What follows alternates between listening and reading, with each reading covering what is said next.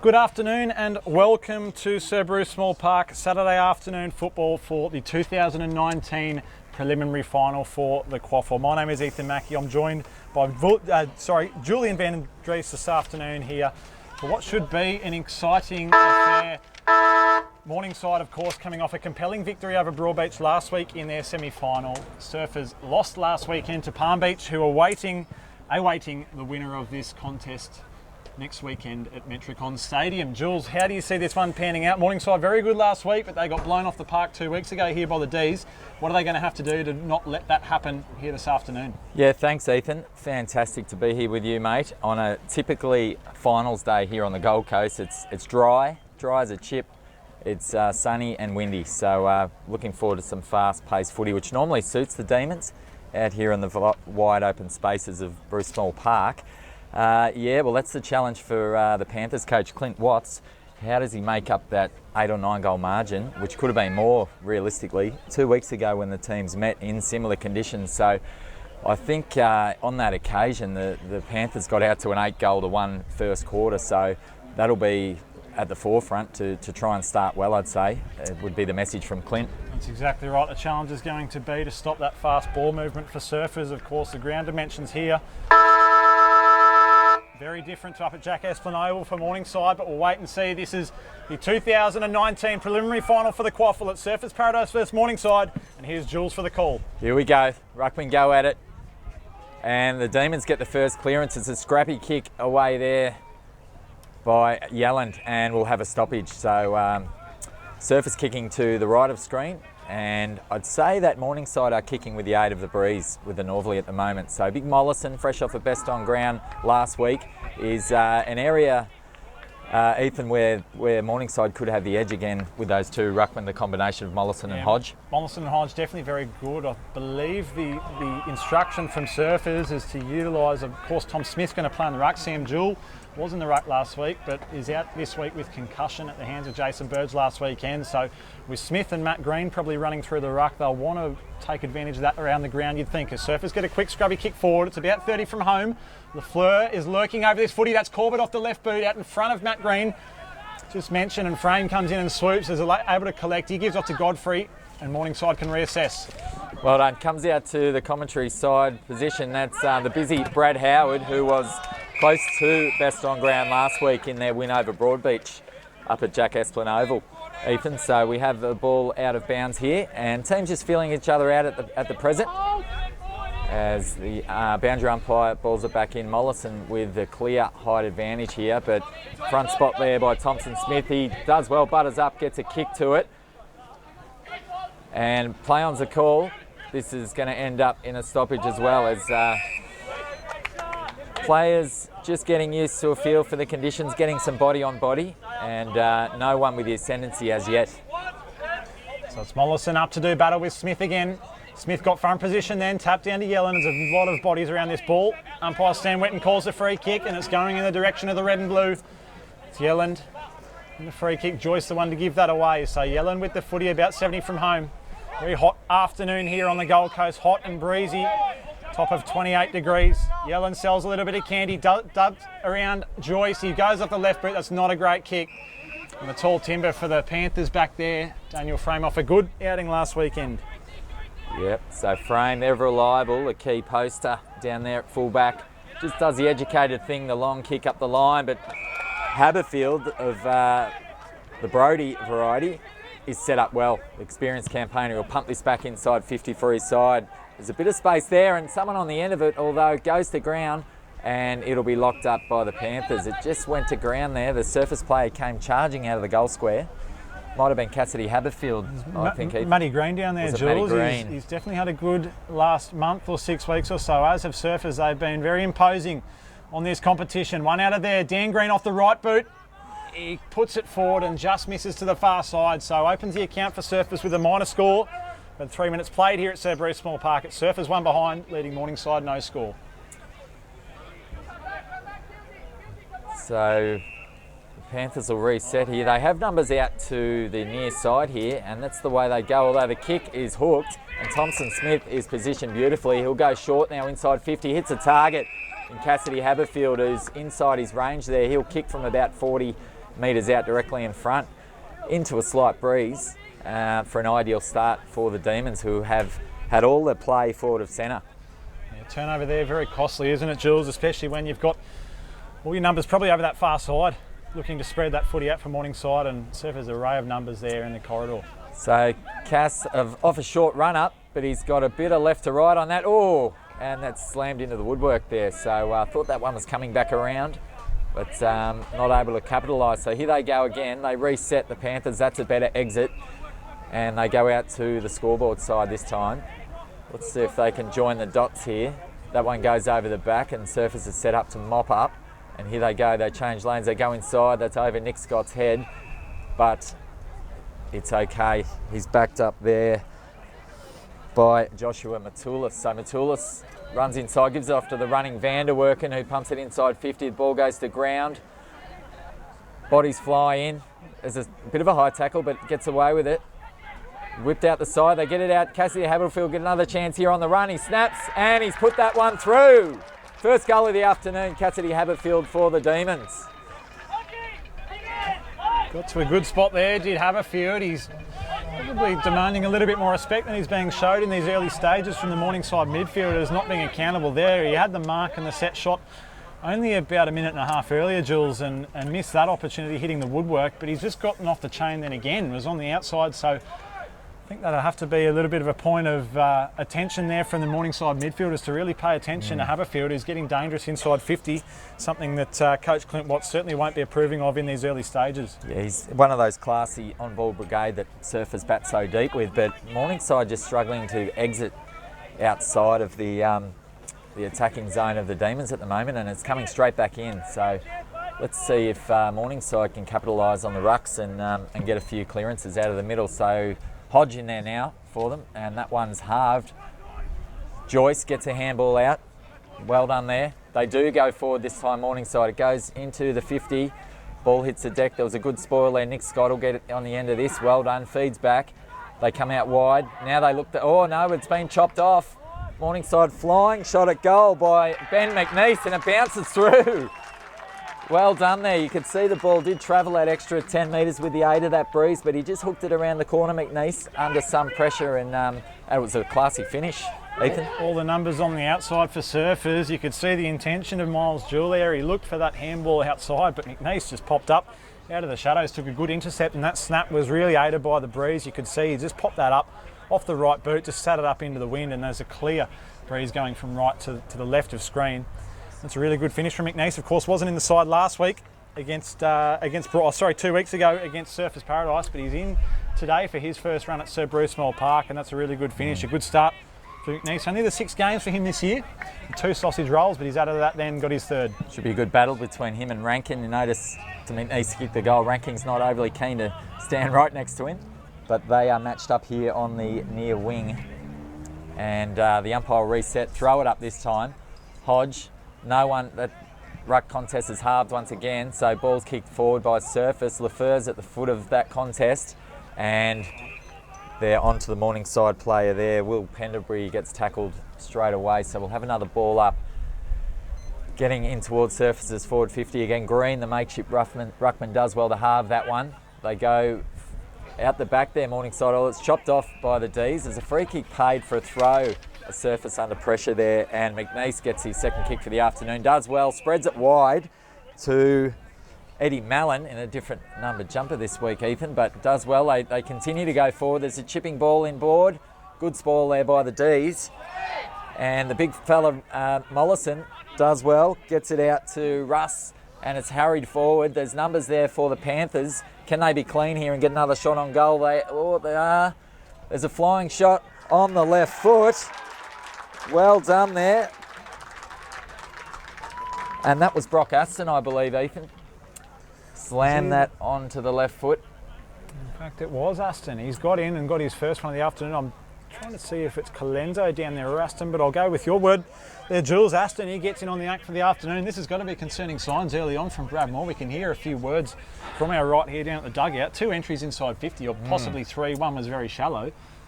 And 2 goals straight. Didn't seem to be a lot of A lot of forward pressure or tight checking there by the defenders from Surfers. So just caught off guard there, and it was outnumbered, and the shot on goal was capitalised. So you're right, good conversion rate by the Panthers so far this afternoon. And that poor start from 2 weeks ago has been alleviated with quite a good start here, Ethan. So certainly tidied up, haven't they? So Hodge and Green do battle in the ruck, feeding back to Yelland. He's wrapped up. Of course, not allowing the outcome of a few weeks ago to occur. Both of these sides vying for a grand final position. Morningside were there in 2014. Surfers haven't been there in a senior competition since 2004. Could they do it this afternoon? Fraser on his birthday. He lines up from 30 out. He strikes it. It's just across the face.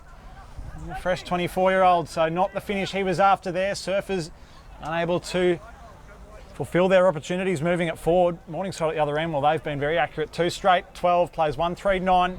We've had just under 10 minutes played in this first term. That's a good long kick in there. Surfers set up well to repel though. They feed it, chain of handballs out the back, and they'll go inside 50 again. And there's that man we spoke of, the birthday boy, Harrison Fraser. He's been in good form of late, Ethan. He has. He's been getting himself involved, and he's a real tough prospect for any defender because he can play forward and really be nimble around the ground level, or he can run through the midfield and win his own ball. He looks to dish off here. He goes towards Haberfield. It wasn't a great kick. He's cleaned up. And a good tackle by Cameron Reeves. There's a hurried ball forward. It's to the top of the square. Firewood lurks. Frame comes through with a good fist. At ground level, Fraser follows up. Or can he not fluff this one? He goes off the ground. He puts it through the middle. And everyone says, why didn't you do that the first time? Well, it doesn't matter whatever way you do it, as long as it goes through the big sticks. And that's exactly what Harrison Fraser's done there. He opens his account for the afternoon, and Surfers regain the lead here at Sudbury Small Park. So a bit of a knife's edge contest here in these early stages, Jules. Both sides feeling each other out, as you just touched on. Seesawing affair, Ethan. It's opened up. There's plenty of space out there at the moment. And Fraser, as with Haberfield, the shot on the fly, when you don't have to think about it, can be advantageous sometimes. And it's been good for both of them. They've had set shots, and then they've been able to capitalise within the next 30 seconds with a shot on the run. So here we go again. I think we're in for a cracking contest this afternoon. Perfect conditions, slight breeze favouring the Panthers, and the all-important ball up, beautiful ball up that time by umpire Ollie Pye. So well done there. Players fill each other out. Surfers get their hands on it this time. They feed a chain of handballs back to the runners. This ball's hacked inside the forward 50, hits the deck, and let's see what happens here. And it looks like the Panthers will come out on the end of it through Ethan Hunt. Chain of hands out the back. They switch out this way to the commentary side. There's a 2-on-1 though for Surfers. They should win out. Matulis gets it off the deck and it bounces out on the full. So, and they let him know about it as well. So the Panthers will reset here with the free kick right in front of the Surfers Paradise bench. And long kick up the line to a contest. Big Mollison's the man there, but well marked there by Haberfield. So good in the air and so good on the ground, Ethan. Second time he's done that today. He took one about 5 minutes into this contest, just on the forward flank. He's been a quality player all year. Of course, he's 150th for the club last week, against Palm Beach. A long ball to Firewood, as in it's Eames down there. He gives the handball out to Keel. Keel's got a few options, goes back into the corridor, missed Haberfield. Eames followed up well. Off the left boot, it's a high ball. That's not a great kick. It looks to be turned over. Prestigar affects it with the fist.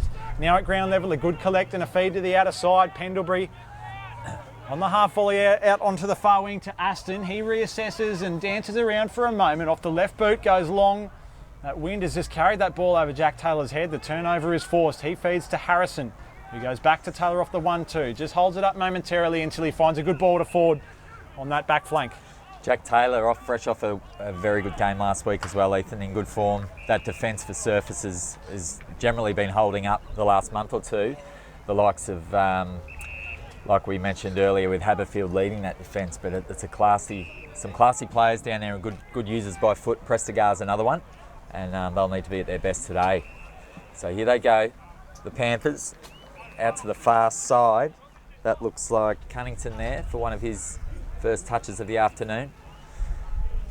They continue to go along the boundary line on the far side. Chipping ball, but the next kick could be important. That's the one that needs to go inside 50 and hit the target. Deep for the Panthers down there is Godfrey. It's going in his direction. He'll fly to make a contest and play on's the call. There's a flying snap, but that'll go out of bounds. So good pressure there from the Demons to close that one down. And Surface will reset from the far back pocket.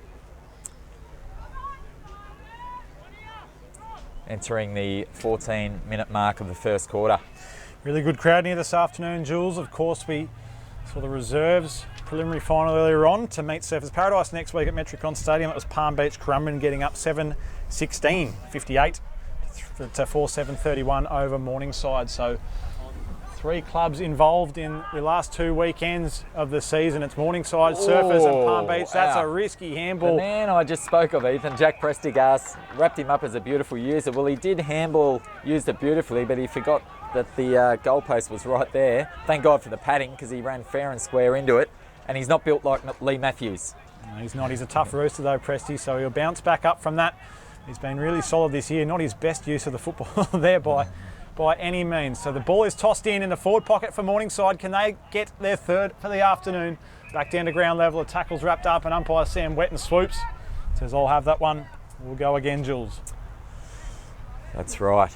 Could have been a disastrous start for Prestigar there, smashing into the goalpost. But play on's a call, flying shot by the Panthers. That'll go off hands and out of bounds. That was smart play by Eddie Mallon there at the foot of the ruck contest. So he's a good, hard, nuggety type Mallon. Does go into the midfield, and once he gets his tail up, can be dangerous for the D's. He's spent a lot of time at Aspley last season, but he's been a solid contributor this season for Morningside. So it's tapped down to ground level, still inside 50. Plenty of bodies around this ball for Morningside. The umpire circles and Surfers get the free kick. He's called the advantage here. I don't think there was an advantage taken. Godfrey swoops. Wow. His kick is smothered. Rankin looks to pounce on this footy. It's still inside 50 for Morningside, so they get another chance. A long high ball looks to go out of bounds on the full. So I'm not too sure what was happening there. I think the free kick was for holding the ball, Jules. It didn't look like there was an advantage taken or a clear advantage by any means. Just a couple of bad mistakes there. Surface didn't capitalise, and the pressure ball went to ground from the handball. So here they go. They get to reset again. Let's see if they can exit. Paddy Rankin does well, and then Surface try and get their running game going through Haberfield. That kick misses the mark there to big Danny Green, and it rolls out of bounds. So out of the danger zone for the moment. Morningside just having a little flurry there, Ethan, and putting some serious heat on the home side as Surface continue and enjoy a small lead, the 3-point lead here halfway through the first term. Morningside definitely done well to not allow Surfers to have any fluent ball movement early. Smith wins that out of the ruck. He just grabs it and bangs it forward. It goes to the bootlaces there of Green. Stepping inside of him was Frame. The don't argue if you don't mind. Big Daniel Frame, don't get in the way of him. The ball goes long down the line. It's Mallon in the bright red boots who takes a mark on centre wing. He wheels around and goes long. Haberfield can come in and intercept this one. And he takes a good contested mark. He's been busy early on with the 3 grabs. It's Brody Haberfield. If it wasn't for him down there, you'd think Morningside might have a couple more majors on the board, Jules. Mr. Reliable. You'd like one of him at both ends, Ethan, but for now, in a finals type environment, you want him down holding up that back line. So here they go. They repel again. Out to Rankin. Ball comes off hands. Socket off the ground towards Prestigar. There's a feedback, chain of hands. They're fine numbers, Vanderwerken. Here they go yelling. They go back inside. This time they've worked their way through, although the Panthers are set up well. Frame's been solid early for them down in the defence. And we'll have a stoppage there. Just a half a kick outside the forward 50 for Surface. So, bit of an arm wrestle at the moment, Ethan. There's been a couple of goals for both sides, and no team with a real ascendancy at the moment. So, flying kick under pressure there by Ben McNeese. Dribbles out of bounds. Good start from McNeese. He's just thinking of a few key matchups down there as well. Brad Dale and Dan Frame, of course, there. 2 real quality defenders. Dale, of course, had that broken leg in the final series last year against Broadbeach. He's had a very interrupted season with the rehab from that, but he's back at the important and the crucial time of the year. He's going to be a valuable contributor for this afternoon for the Panthers if they are to get up. So the ball's still wrapped up, plenty of bodies having a contested setup over there. There's been a free kick call for holding the ball. It's Rankin. And goal kicking power for the Panthers, Ethan. I think they look to Colenso who's been busy. He actually kicked 4 in the last quarter a couple of weeks ago here. The game was done and dusted, but he can be dangerous when he gets a sniff. Young Nathan Colenso, son of a great Queensland footballer back in the 80s for Cooperoo Andrew. And Morningside with that. Is that Mallon again? He's been busy early. No, it's not. On the far side. Here they go. It's a chipping little ball. And this kick goes inside 50. They got players over the back. Prestigar mops up again. So they seem to be persevering with that far side, Morningside, and hugging the boundary line, but unable to finish with that the all-important kick inside 50, the dangerous kick. The breeze certainly is swirling a little bit. We said it was going to the left of screen early on, but it's sort of pushing across the ground in a way. It's certainly going to wreak a little bit of havoc on foot skills here this afternoon. Nick Scott getting involved and puts it on the boot, just clears it out of the contest. Pendlebury worked his man under the football well. Lafleur pounces and cleans up. Did very well and gives the handball out to the run of Rankin. There was someone knocked right down in there. It was Lafleur. It was possibly late. He's up and moving again, Rene Lafleur. The ball has seen over the boundary line. Just in the attacking half for Surfers here. We've had just under 20 played the first term of the 2019 prelim final. And Surfers up by 3 points. Doesn't mind absorbing a few hits, young Lafleur. He's a tough young Frenchman, and at occasion straight back to his feet after a solid hit as he was kicking there. Okay, so ball's brought back in. Big Mollison has the advantage in the ruck again, but at the moment, you wouldn't say Morningside are capitalising on it with the clearance count at the moment. That'll be the challenge for them. They have got some quality midfielders there if they can capitalise on Big Mollison and Hodge. The likes of Howard and Joyce have been a little quiet to start, but here we go. Surfers come out this side. That's a push out, and Surfers will take that one through Eames. Eames will too far out to score, so he'll look to hit a target. He goes out to the right as the players break, and that's Firewood. Good strong contest there. And the Panthers wrap up. That was Rene Lafleur. See Tom Smith coming for a spell. He's been pretty good in these early stages to negate Big Mollison. He had a cracking game last week. He's been in super form. So is Hodge, of course, fourth.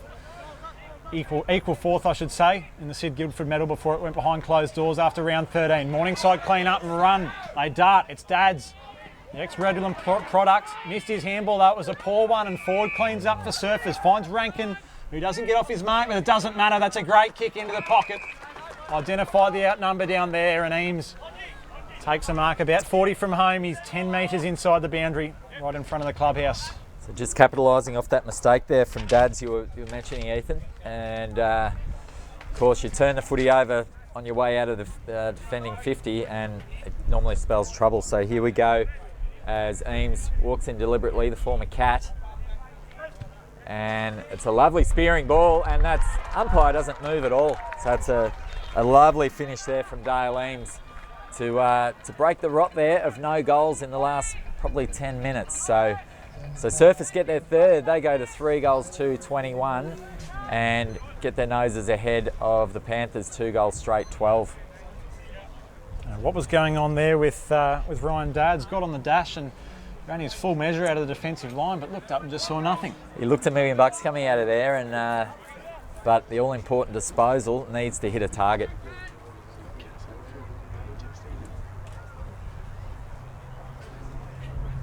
.22 gone here in this first term at Surfers, who have just snuck their noses ahead in this one, kicking into a bit of a breeze, I'd say.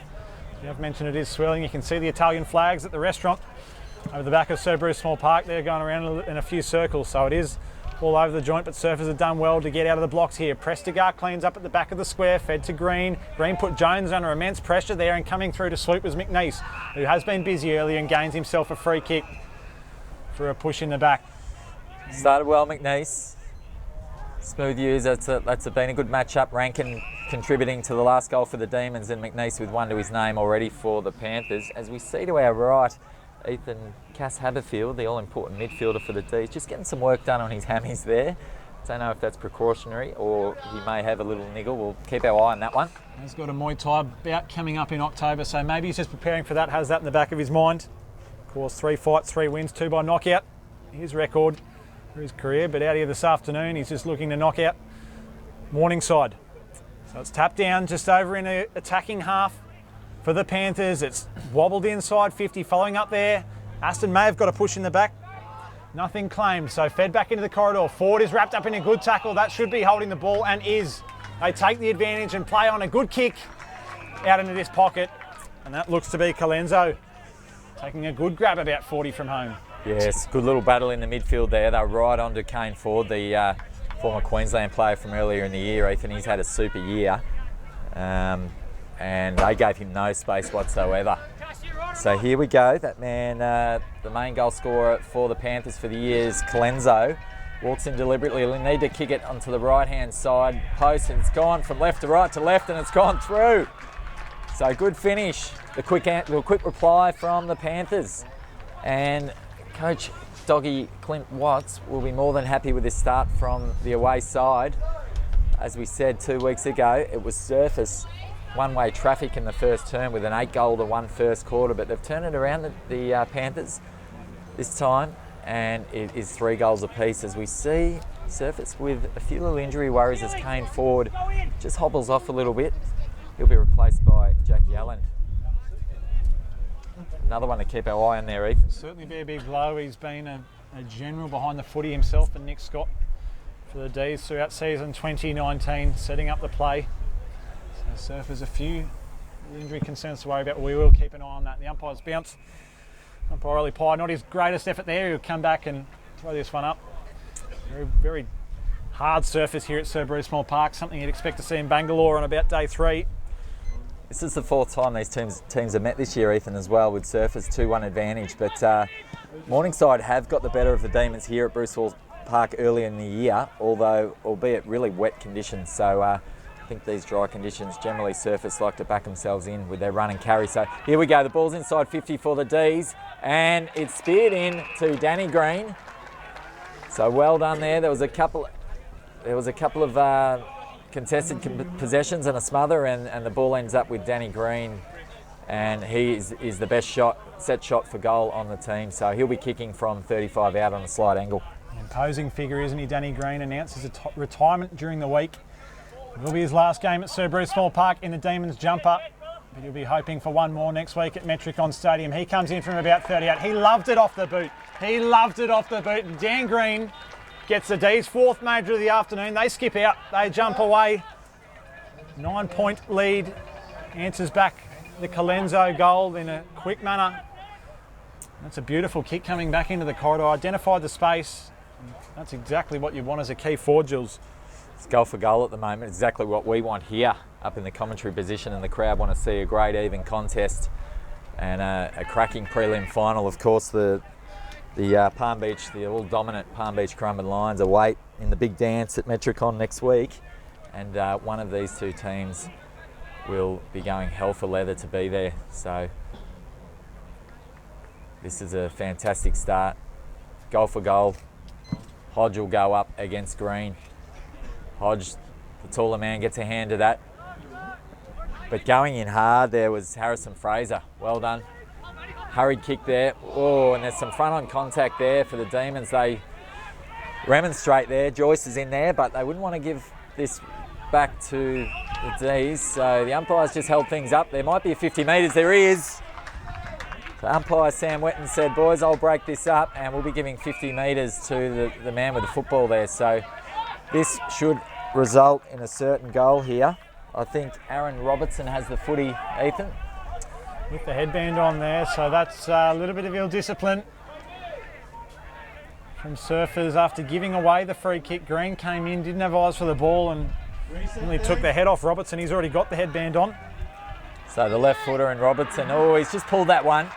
He's just at that awkward distance, wasn't he? 25 metres out, and it was never a gimme with this breeze swirling around. So a little bit of feeling in it now. The Surfers supporters on the hill getting right into it. So now I bet he would have wanted that one from about 55 out and not 25 out after the treatment he's copped from the Surfers Paradise faithful up on the hill at the northern end. It's out on that centre wing position. We'll have a stoppage. So it's been a tussle this first term. We're at the back end, 28 minutes gone. Surfers up by 8 points at this stage. The emergency umpire has run on. There is another scuffle out in that far side, so plenty of emotion in this one. Struggling to get an exact gauge on what's transpiring out there. Playing for keeps, Ethan, we know that.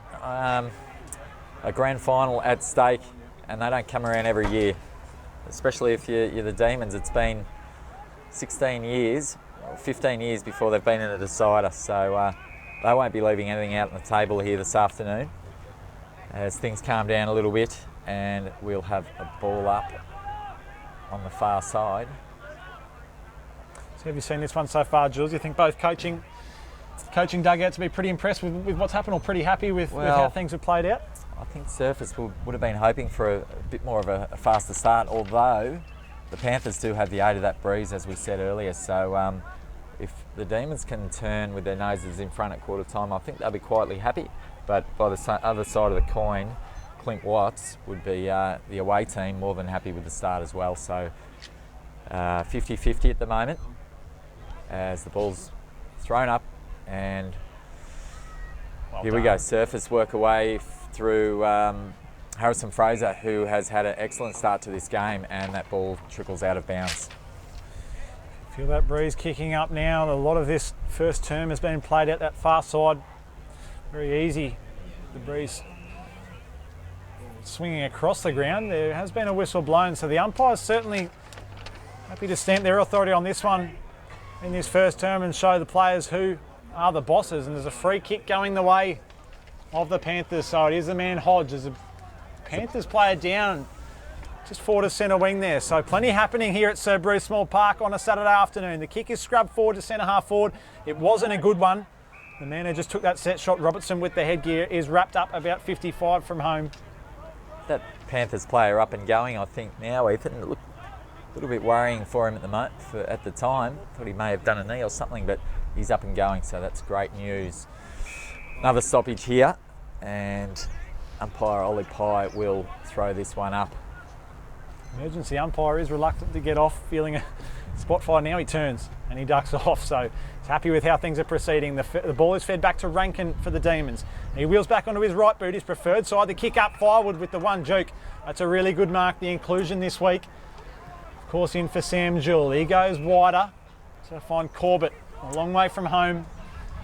Like gold when your key position forward can go up halfway and link up with those contested marks, Ethan. Really helps his team out. Opens up the ground, doesn't it?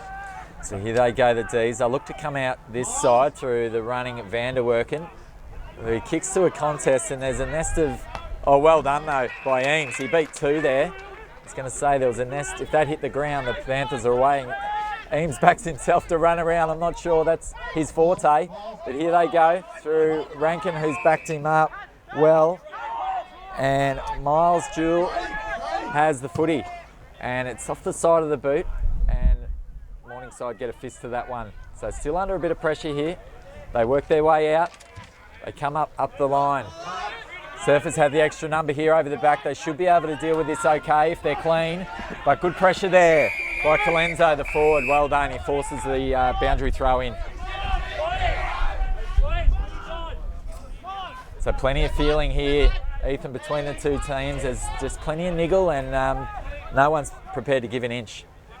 A lot going on here early. No love lost between these two sides. Gold Coast versus Brisbane. It is this afternoon. A tap down, swooping at the back of the contest. It's a good tackle. It might have been high on Hunt. Umpire doesn't deem so. It was Smith, the tackler. Probably lucky there, Ethan Hunt. He put the Duke out to fend off, which sort of tells me that you've had your prior opportunity. The umpire gave him the benefit of the doubt. The ruckman goes up.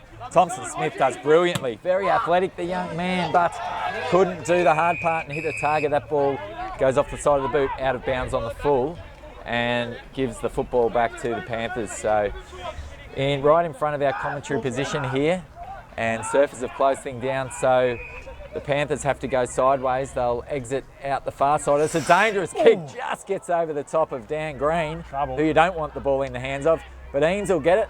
They'll whip it back off the left foot. I think that was Rankin. It goes to the top of the goal square. Green does well, but he's fumbled over the line there for one behind, so Albie Jones, the kicker, got a good serve from Green up forward. He wanted it out in front of him, but just went long into that breeze, the top of the square. That is a shocking kick that has paid off. How about that one? That's hit Eddie Mellon right on the chest. I don't think he was the intended target by about 15 metres. Ranking up on the mark. Plenty of mail on that one from Cameron Reeves. Doesn't fool the umpire into that. So Darcy Cameron Reeves on the halfback flank. Looks up. As the siren sounds, Saruria marks. It won't count unless he's going to kick a torp from about 120 metres out, which wraps up an enticing first term here at Sir Bruce Small Park. 4-4-28, the Surfers Paradise Demons lead Morningside 3-1-19. 4 individual goal kickers for the Demons. It's Cassidy Haberfield, Harrison Fraser on his birthday, Daniel Green and Dale Eames. The goal kickers down the other end for the Panthers. Ben McNeese has got his one, and so have Nathan Colenso and Brock Aston. So an interesting first quarter here at Sir Bruce Small Park. Both sides filling each other out. And it's probably the Demons, you'd say, who take honours on the scoreboard and just psychologically nudging their noses ahead into the breeze. We'll take a short break here and be back with you for the second term of this preliminary final.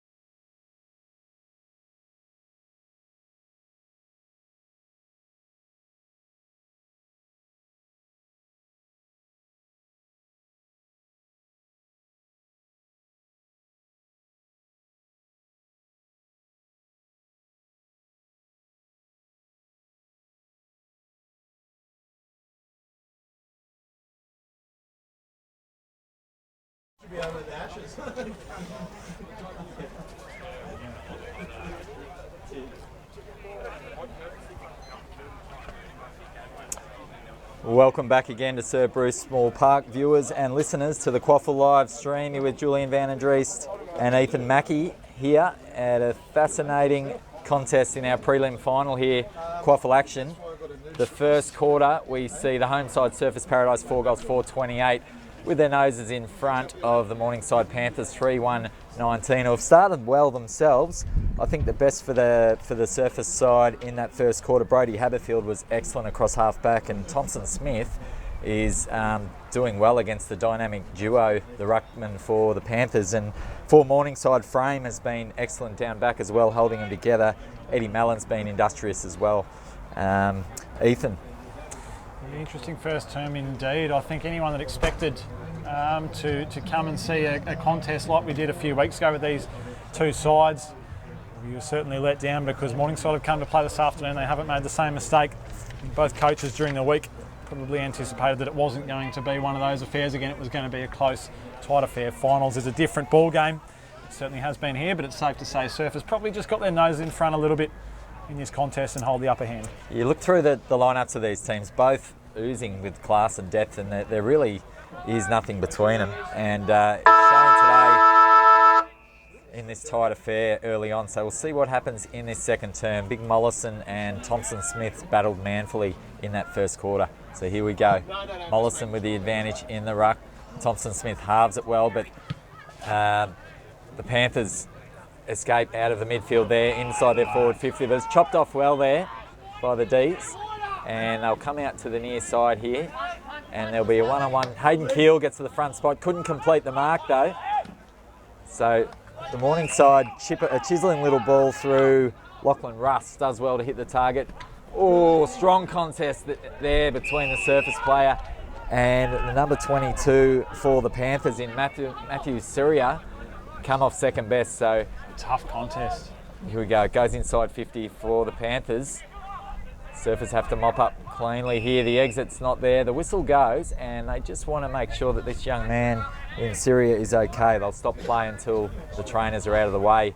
So it was a good, hard contest. Who was the Surfers player involved in that, Ethan? Nick Harrison. He came across. The kick was split right between the two of them, and Harrison just probably caught Syria a little bit blindsided and got him. It was perfectly fair, right in the side. You heard the collision from here. It was well done, the young man. He's up on his feet now, Syria, and looks like he's A-OK. So excellent. Well done by the umpire for recognising that as we chip the ball out through the Demons through Nick Scott, the ever reliable. He's under the pump and goes towards Yellen, but the gun midfielder for the Panthers in Brad Howard, the former Saint, gets the ball. He chips the ball in board and it just gets there to the goal kicker from the first quarter in Brock Aston. He pumps it forward as well, although that one doesn't hit the mark, and Surfers will exit through Jack Taylor. So they push it out to the far side. Danny Green comes way out into unfamiliar territory, gets it onto Yellen. They continue the chain of handballs out. Vander working the runner out on the far wing. That ball just hits the mark, and next kick will be pumped inside 50 for the Ds. Ball goes to ground. Morningside should be able to mop this up, and ball is hurried over the boundary line. Lockie Dignan not too content to see that one in, get the troops back, let the cavalry arrive and go again. So Surfers with that breeze in this second term. In fact, it probably has died down a bit. It does pick up in a few gusts here and there, Jules. As the ball is tossed in, it's Smith and Mollison that do battle. Mollison taps down at Sharkwell Fleur, who couldn't pick up cleanly. Umpire Sam Wetton enters again and says, I'll have it.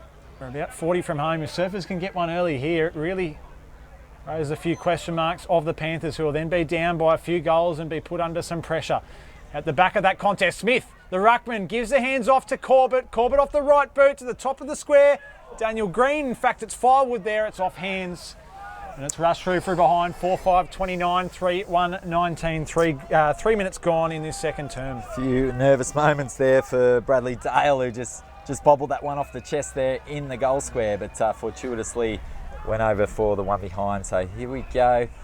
The Panthers are able to hit a target coming outside exiting the forward 50 for the Demons. So here they go. They go out to that far wing. We've seen so much footy out there today. And umpire has paid the free kick to the D's. They change lanes. They go inside to Ford, who's been reasonably quiet today. He wheels and goes, pumps it inside 50, gets it in there quickly, but it is all the Panthers, and Lachlan Dignan does well to read that one. Chisels a little ball to Howard, just starting to come into the game as well. He's been an excellent recruit for the Panthers, coming from the Redland side in the Neefle in Brad Howard. So here we go. Surface just chipping it around now. Let's see, they'll go the long way around. Haberfield, normally a good user. They've got the extra if he goes very wide to Keel. He has a look now. Telegraphs it, goes the shorter option. So now they'll get Keelsey on the way they let him go. And that ball's turned over, so it's coming back inside 50 for the Panthers. Show and go. Hands will put his player under pressure. The surface play, bang! Haberfield hits him straight up the middle. Straight up the middle. But there's a free kick's been paid. I think the umpires deemed that Haberfield took his eye off the footy and hit Mallon high. Mallon's a tough customer, and he's got up. That looked pretty good to me, Jules. It was straight up the middle. Chest. He saw Mallon, as well, he would be. It's a good old-fashioned shirt front, Ethan, and it has gone out of the game a little bit. But and look, Mallon's going to take the kick, and I don't think he's got all his faculties. He'll be looking for the handball here, the running past, but Haberfield did well. I don't think he even got him high. On report as well. On report, I can't imagine there was a whole lot of malice in that one, but it's the way the umpires have seen it. It sees Eddie Mallon, the Aspley campaigner from last year, come back and have his chance to put Morningside back into this. So Mallon comes in, shakes himself off, puts it onto the right boot. It's high, sits up in the breeze, and he's just pulled it to the left, feeling the after effects from that strong hip and shoulder from Brodie Haberfield. So Scott, to put the footy back into proceedings, goes to the pocket to Nick Harrison. He's going to be producing a better effort off that left boot than his last kick. The turnover which forced the shot on goal. He looks up the line and goes, a high ball down there. Firewood's a good flyer, can't get a clean run on it. Brad Dale could get a good fist on it. Russ at the front of the contest did well. The feed back to Nylan Rowe. The hyphenated surname goes inside 50. That's a good kick. Ethan Hunt, who want to infuse himself on the contest, goes across and finds Saruria after he copped a heavy hit only a few minutes ago. So Morningside troops getting knocked around a little bit this quarter. It's been a bruising affair so far, Jules.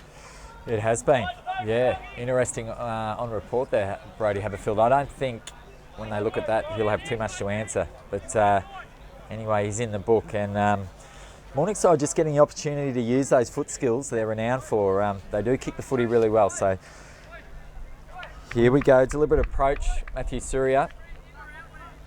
He'll have to kick from 40 metres directly in front. So puts it on the boot. It's just fading a little to the left. They just need to start those kicks more to the right-hand side there with the breeze over the shoulder. Didn't kick through that footy at all. Just no, it was like a half kick. Sat off. That wasn't his best effort, Saruria.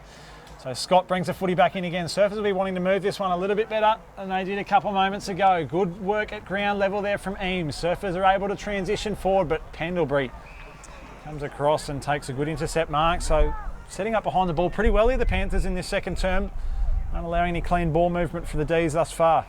Well, he's coughed that one up, Pendlebury, and Noah Corbett ends up on the end of that and hits his target. So Surfers will get the footy back here. They'll go in ball to Yellen. They're changing lanes well, putting Morningside under pressure when they turn and go. That's Elby Jones, another fleet-footed member of the Surface midfield. So he's put that on the left, and that one's chopped off, although Harrison Fraser, who's been dangerous, gets on the end of that. He's wrapped up quickly, though. We'll have a ball up inside the forward 50 for the D's. Still looking a little bit stagnant with that ball movement. We're so used to seeing Jules with Surfers getting and going. Morningside just able to hold up for a few split seconds, which does allow some players to get back in front of the footy. Maybe holding the ball there against Green. No, it wasn't, as the umpire deemed. Mallon and Prestigard do battle. That's a good contest. Russ at ground level getting himself involved in this second term. Off the left boot, goes to the outer side, and it's a foot race between Harrison and Mallon. Does the ball beat both trips to the boundary line, as it looks like it does, and goes right over on centre wing on that far side. So a bit of an arm wrestle again in this second term. No side really able to gain any dominance. Julian Van der Driest. That's physical affair, real finals footy in this quarter, Ethan, and well done there by Lachlan Russ. Just weaved his way through some traffic and got it out into the path of his player into space there. So smart under pressure though. Russ again, the man we speak of, on the left under pressure again, and his teammates bundled over the line there. So neither side with the major ascendancy. Coming an 8-goal margin still to the Demons, the home side. As ball is thrown in on the far side here. Mollison still doing the bulk of the ruck work for the Panthers, and Matthew Green does well to halve that one, and we'll get a throw up.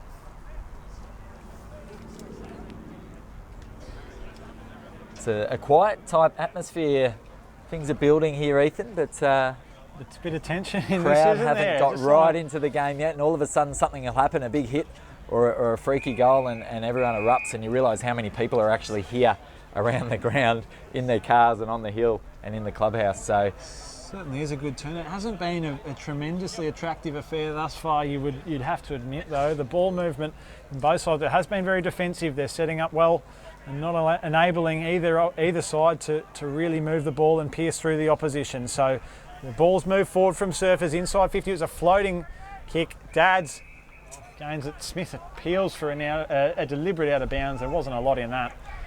A lot of the play, we're still seeing Ethan on that far side. The breeze coming over our shoulder here, bit of a nor'wester, and pushing the footy on that far side of the field. So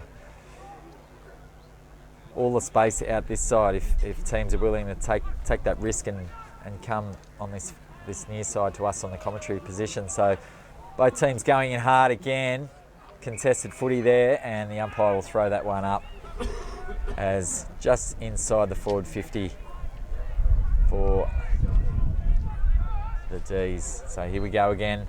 Matthew Green working well, strong body on Mollison. Ball hits the deck, chain of hands go out, so the D's will get to go inside 50. There's a 2-on-1, ball hits the deck. Who's going to be clean here? There's good pressure there.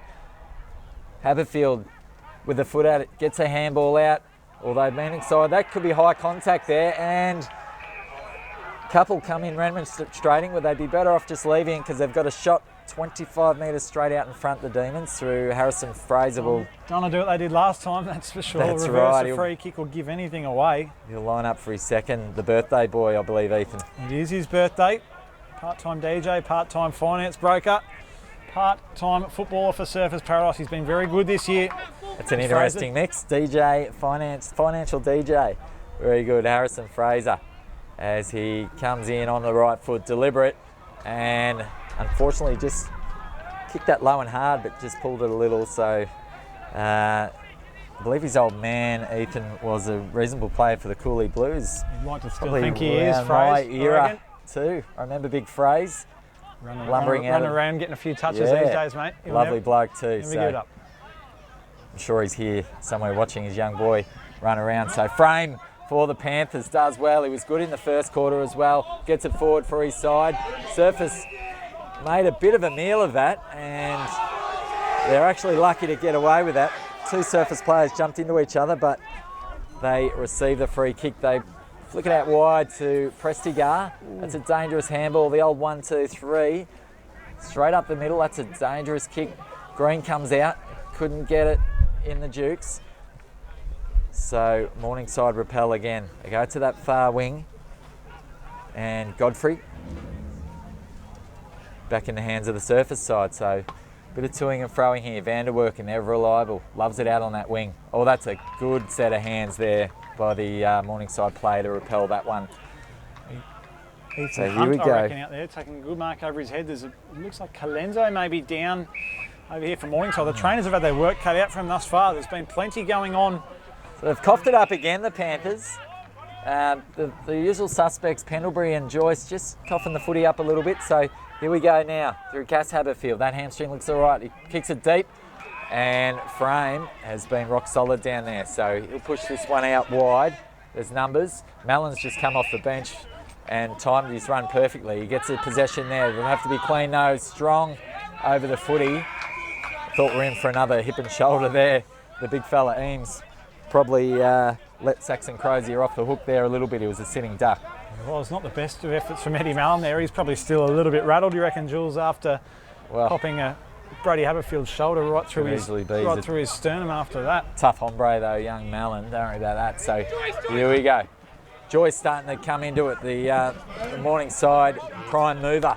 Brad Howard gets his hands on that one, but is wrapped up straight away by Jack Prestigar. So the arm wrestle continues, Ethan. No one's really breaking through to assert any ascendancy as yet. Mollison, the big fella, gets his hand on that one. Joyce is wrapped up straight away by Cass Haberfield. We saw him having his hamstrings worked on earlier. It looks like he's okay. Must have just been a little bit tight. So Green and Mollison to do battle. Mollison, what a tap. Hits Cameron Reeves, lace out. He turns off his left boot and goes forwards. Wasn't the best of efforts. Prestigar cleans up. Keel might have been held. No free kick. Prestigar looms. He's wrapped up by a few. This one's tucked up inside the square. So both sides in a tight encounter to meet Palm Beach next week. Of course, we touched on the fact that Surfers haven't played in a grand final since 2004. That's how long ago that was. Brad Howard debuted in the Quaffle in 2006, Jules. So it has been a long time. Brad Howard is 31 now. Played a few games in this competition, so Surfers will be looking to break the drought, but Morningside won't be going away very easily. No, exactly right. Fascinating battle here. Both sides hungry for a bit of success and to test the great Palm Beach outfit. They're through to the big dance already. Albie Jones just burns his kick a little bit. Vanderwerk and fleet of foot though. He'll steady and he's just pushed that one out to the right. So the game steps up a gear here. Surfaces fleet-footed midfield brigade. Albie Jones gets the wheels going on to Vanderwerken, but couldn't finish there. Would have really the game needed that, didn't it? Really would have awoken the boys on the hill there. So here we go. Morningside are having trouble getting past forward of centre. Surface is set up well, so Vanderwerken coming into it again. In these dry conditions, fast legs and run is all important out on this big deck. So here we go. Ball in dispute. Morningside do well. They win this one out. Brad Howard's clean with it. He releases Mallon and Ethan Hunt on the end of this one. The all-important kick. Morningside all flood back. Great kick. It's a great kick. Surya should be the beneficiary, although Haberfield gets back timely with a fist and fists it straight out of bounds. Diffuses the situation. So it's the first time we've seen Morningside go forward for 5 to 10 minutes, I'd say, Ethan. This would hurt for Surfers if they can put something on the board here. Surfers have had a number of forays, as you said, in the last 5 or 10 minutes has been played all the left of screen. If Morningside can be as efficient as they have been so far, it'll really put a dent in the psychology of Surfers. So they move the footy back there, just outside the 50. It's a hurried ball and it's not a great kick, but sitting under it is Cunnington. May have got a push in the back. There wasn't anything there. Cleaning up at the back is Godfrey. And Godfrey hits the woodwork. Second time today, the Red Sharon has pummeled into that left post. So Godfrey with the minor score, 4-7-31, plays 3-4-22. We've played 17 minutes in this second term. Be playing a little different role today, Godfrey, more of a key forward. Can start on the wing in other times I've watched him, but well done there. Flying shot at goal, just hitting the woodwork there. So the Demons through Corbett, I believe that is, does well. Spearing ball into Green, who's worked his way up the field to get his hands on the Sharon. So well done there, Nick Scott.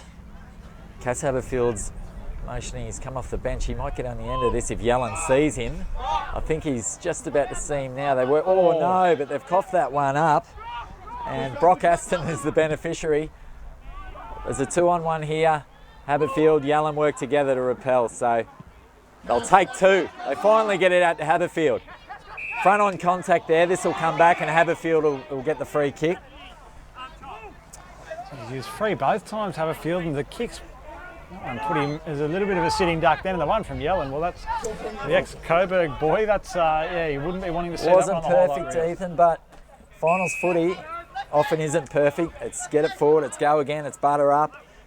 it's continue to compete, and that's what we're seeing at the moment as the big fella for the D's pumps it in a nice switch of play. That's Nick Harrison. Prestigard's been busy this term as well. That's a lovely looking ball. It's 2-on-1 there. Well, great intercept mark there for the Panthers. Lachlan Nyland Rowe, one of two hyphenators out there for the Panthers. Another contested footy situation out on that far wing. Although they have a little overlap if they can be clean here, the Panthers. They hack it forward. Good tackle there. Play-ons are cool. So that's Brady Haberfield just diffusing things again for the D's. This time they got space. Eames has got to be clean. He gets the handball back. It goes over the head though. There's the cavalry arrive.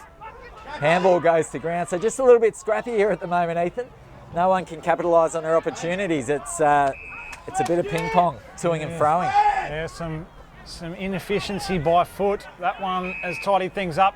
Oh, he's called play on. He's called play on Van der Werken. A little bit stiff, but it doesn't matter. They've got it forward through the trusty hands of Fraser. Puts it forwards. They've got even numbers here. Lafleur at the fore of the footy gives the handballs forward, and Daniel Green in the goal square can put it through off his right. Well, finally, one of the two teams could capitalise, and we were just seeing a bit of a turnover fest in that little bit of play. So some smart decisions inside 50. Lafleur was good. The handball where he could have hooked it over his shoulder, decided to handball to the free Dan Green in the goal square and make 100% sure of the situation. So Surfers get the first goal in some time and they ring the changes. I can imagine there'll be a few boys blown out there. The footy has been frantic as of late, and that might be a reason for a few missed targets in the last 3 or 4 minutes. It does break the deadlock though. It's been tight for a while and it wasn't very pretty by any stretch of the imagination, but it's not how it looked, it's what it looks like on the scoreboard, and Surfers have jumped away to a 15-point lead.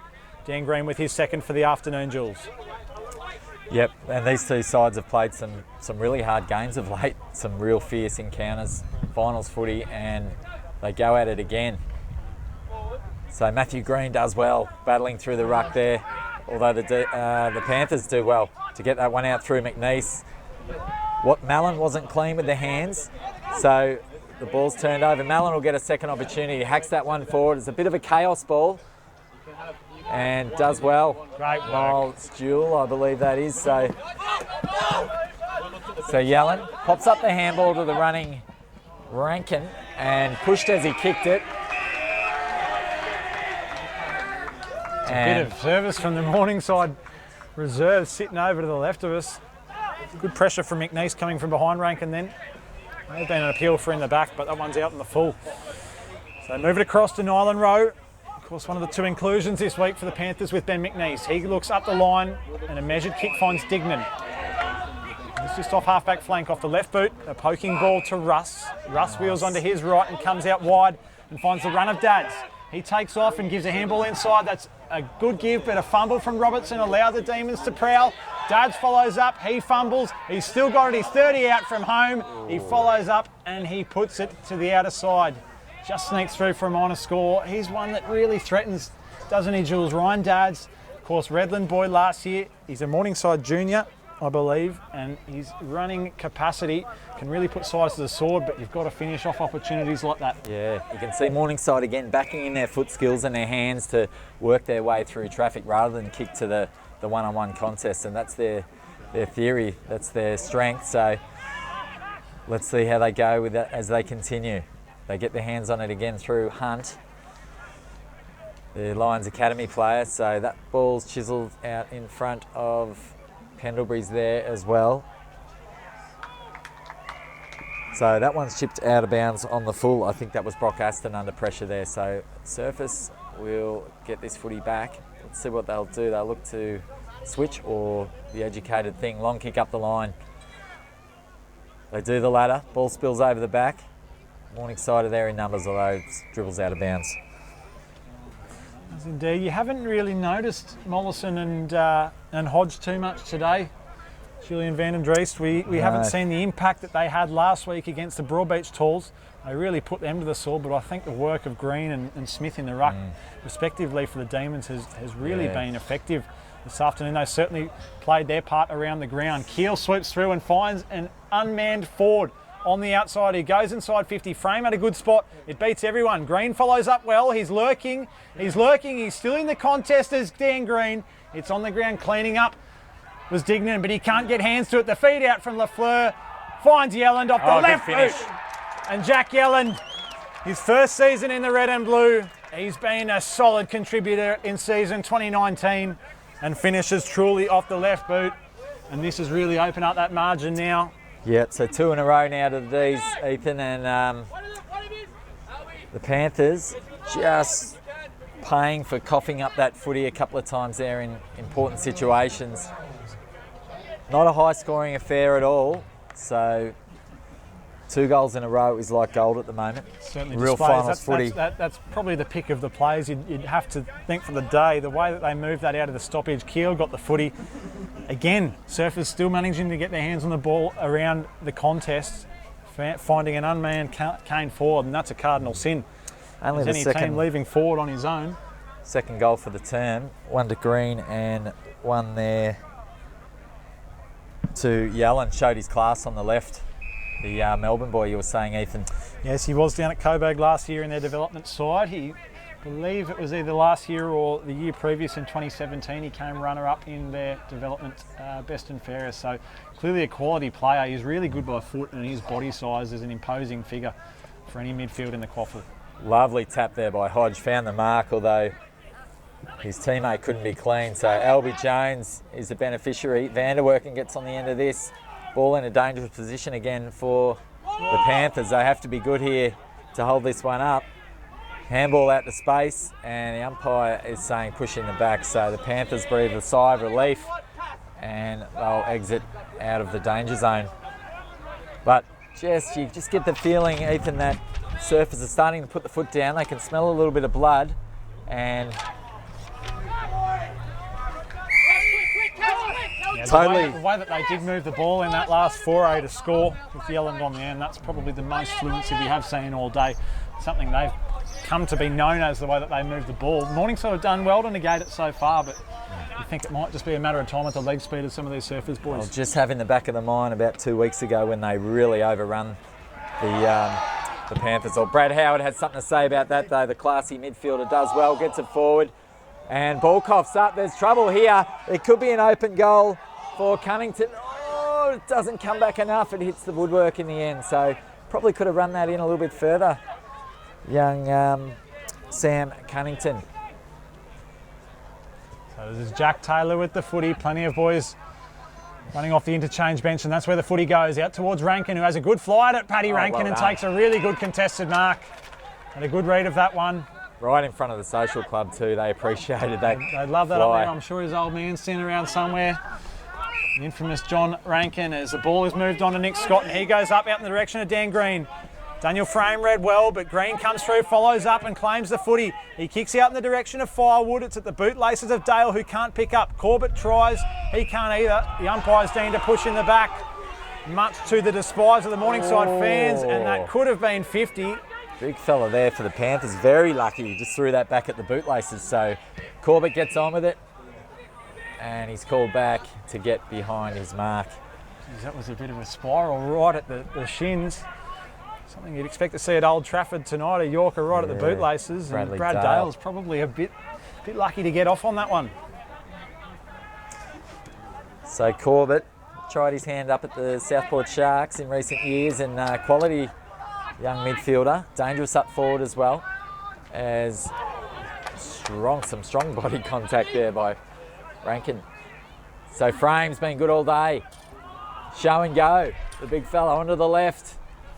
Couldn't hit his mark, but they turn and go. So Morningside here, although they set up well, the D's through Prestigard, file that handball back to give his teammates some time. Thompson Smith, the big fella who's been covering a lot of ground today in the ruck. And the umpire hasn't paid 50, or has he? He has. He's marched him back. So a little bit of late contact after that mark on Thompson Smith. Just don't know if there was a lot in that umpire. Sam Ward thought otherwise, Jules, but the umpires are on tender hooks here with things threatening to erupt earlier. Any little half lateness in a contact, they're straight onto it. So in the end, it turns out it was about 30. It wasn't a great 50, It wasn't so it's a probably great balanced 50. out all right either way. Tom Smith is a solid boy, playing in the ruck, of course, against Mollison and Hodge. I reckon he probably put a little bit on that, Jules. He's going to back himself to kick from right on the paint of the 50. Thompson Smith comes in. No, he's run around. Show and go. This will bring the house down if he can drill it, and he has.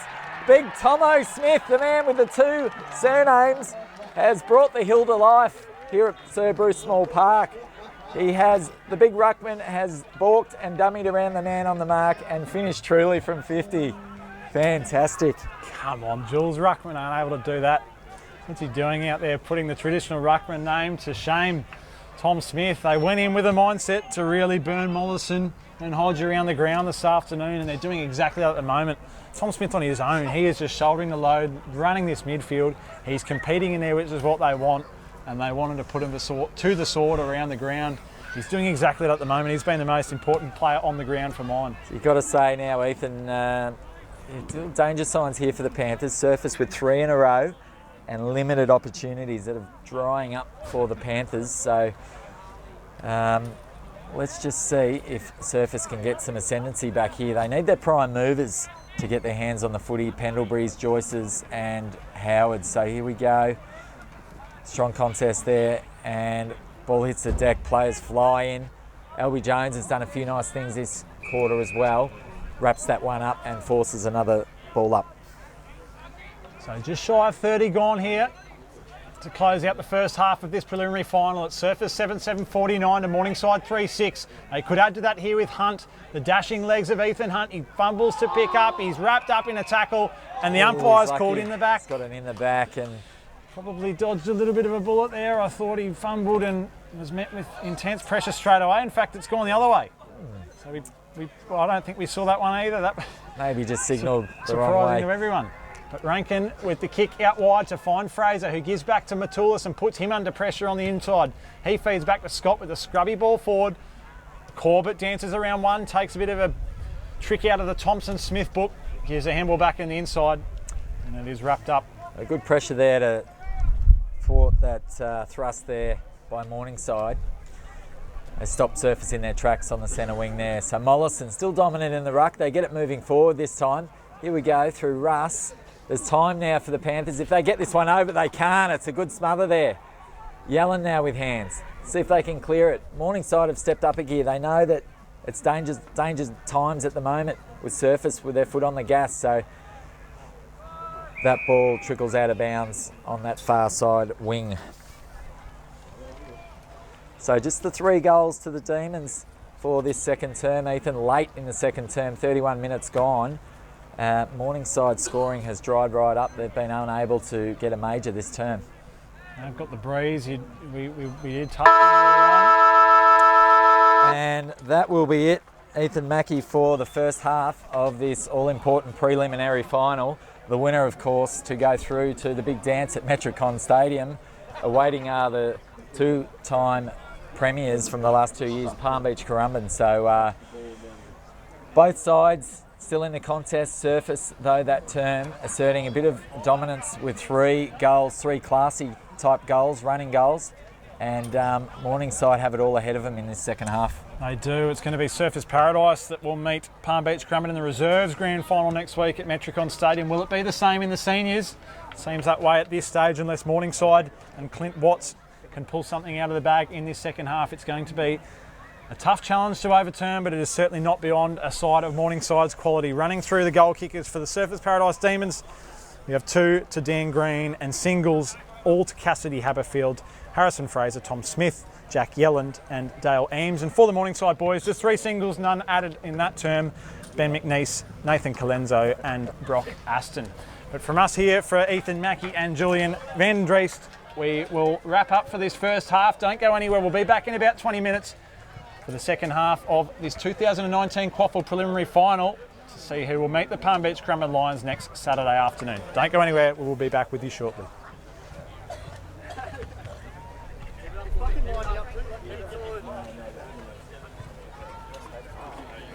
Was that you?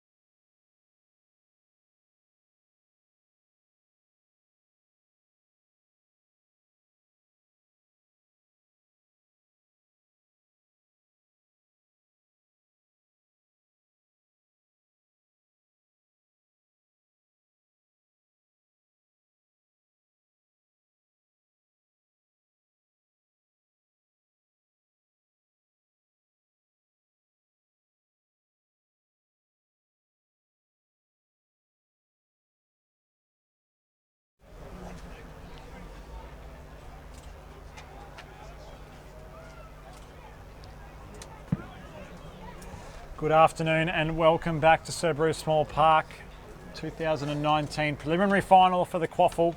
Surfers Paradise Demons playing host to the Morningside Panthers. My name is Ethan Mackey. I'm joined alongside Julian Van Andries this afternoon. Surfers Paradise with a 25-point ascendancy here. Jules coming into the third term. They really put on the burners there in that third quarter. Only managed to 3 goals, but it has been that sort of a game where goals have been a little bit hard to come by, but they did demonstrate what they're capable of. How do you see this one playing out? What can Clint Watson conjure up from his men to get back into this contest here this Savo?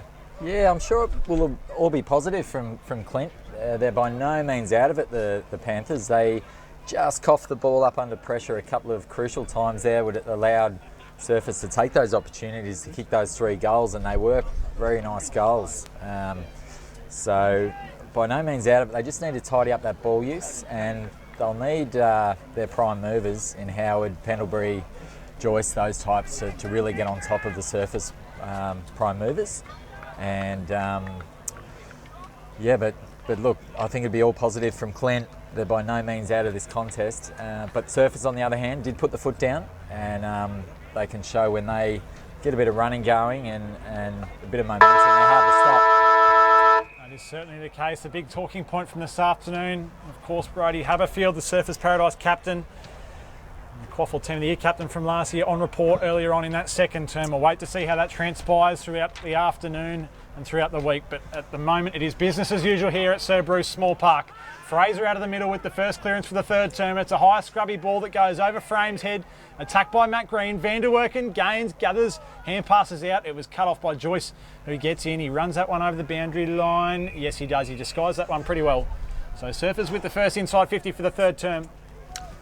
Tough break there by Frame. The ball not bouncing, well, with the hard deck bouncing way over his head there, put himself under pressure, although numbers got back in Joyce to diffuse that situation. So ball in dangerous position there for the Panthers. They try and run this one out. Pressure comes from the Demons, and another ball up inside the 50 early on in the third term. They look dangerous when they're down there, don't they? They have plenty of small blokes who can really get their head over the footy and kick crumbing goals out of nowhere. That's a fast kick out, and that's found Robertson. In fact, it was called touch off the boot. Players all pretty happy with that one. Strange old affair though, Ethan. We saw in the first half there was a lull and 5 minutes of just toing and froing, and then a highlight reel all of a sudden and bring everyone to life. So we'll see, hope for a bit more of that highlight reel stuff in this second half, as a chipping kick there from Surface, not going to 15 metres required, so play on's the call. They push it out to space to the Panthers, so well done there. If he's got wheels, he has, and away he goes in Dads. Doesn't use it particularly well, but Mallon will get on the end of it. Can he hit a target here? The big fella up in 1-2. Grab 3 bites of the cherry in Big Hodge, and he will line up and kick from 40 metres out directly in front with the breeze over the shoulder. A little bit scrappy, that movement there, but it's the most clean they've had in terms of their movement forward. Morningside for the afternoon. They got it forward. The kick from Dads wasn't superb out wide, but it's not how it looks, it's just how it gets there.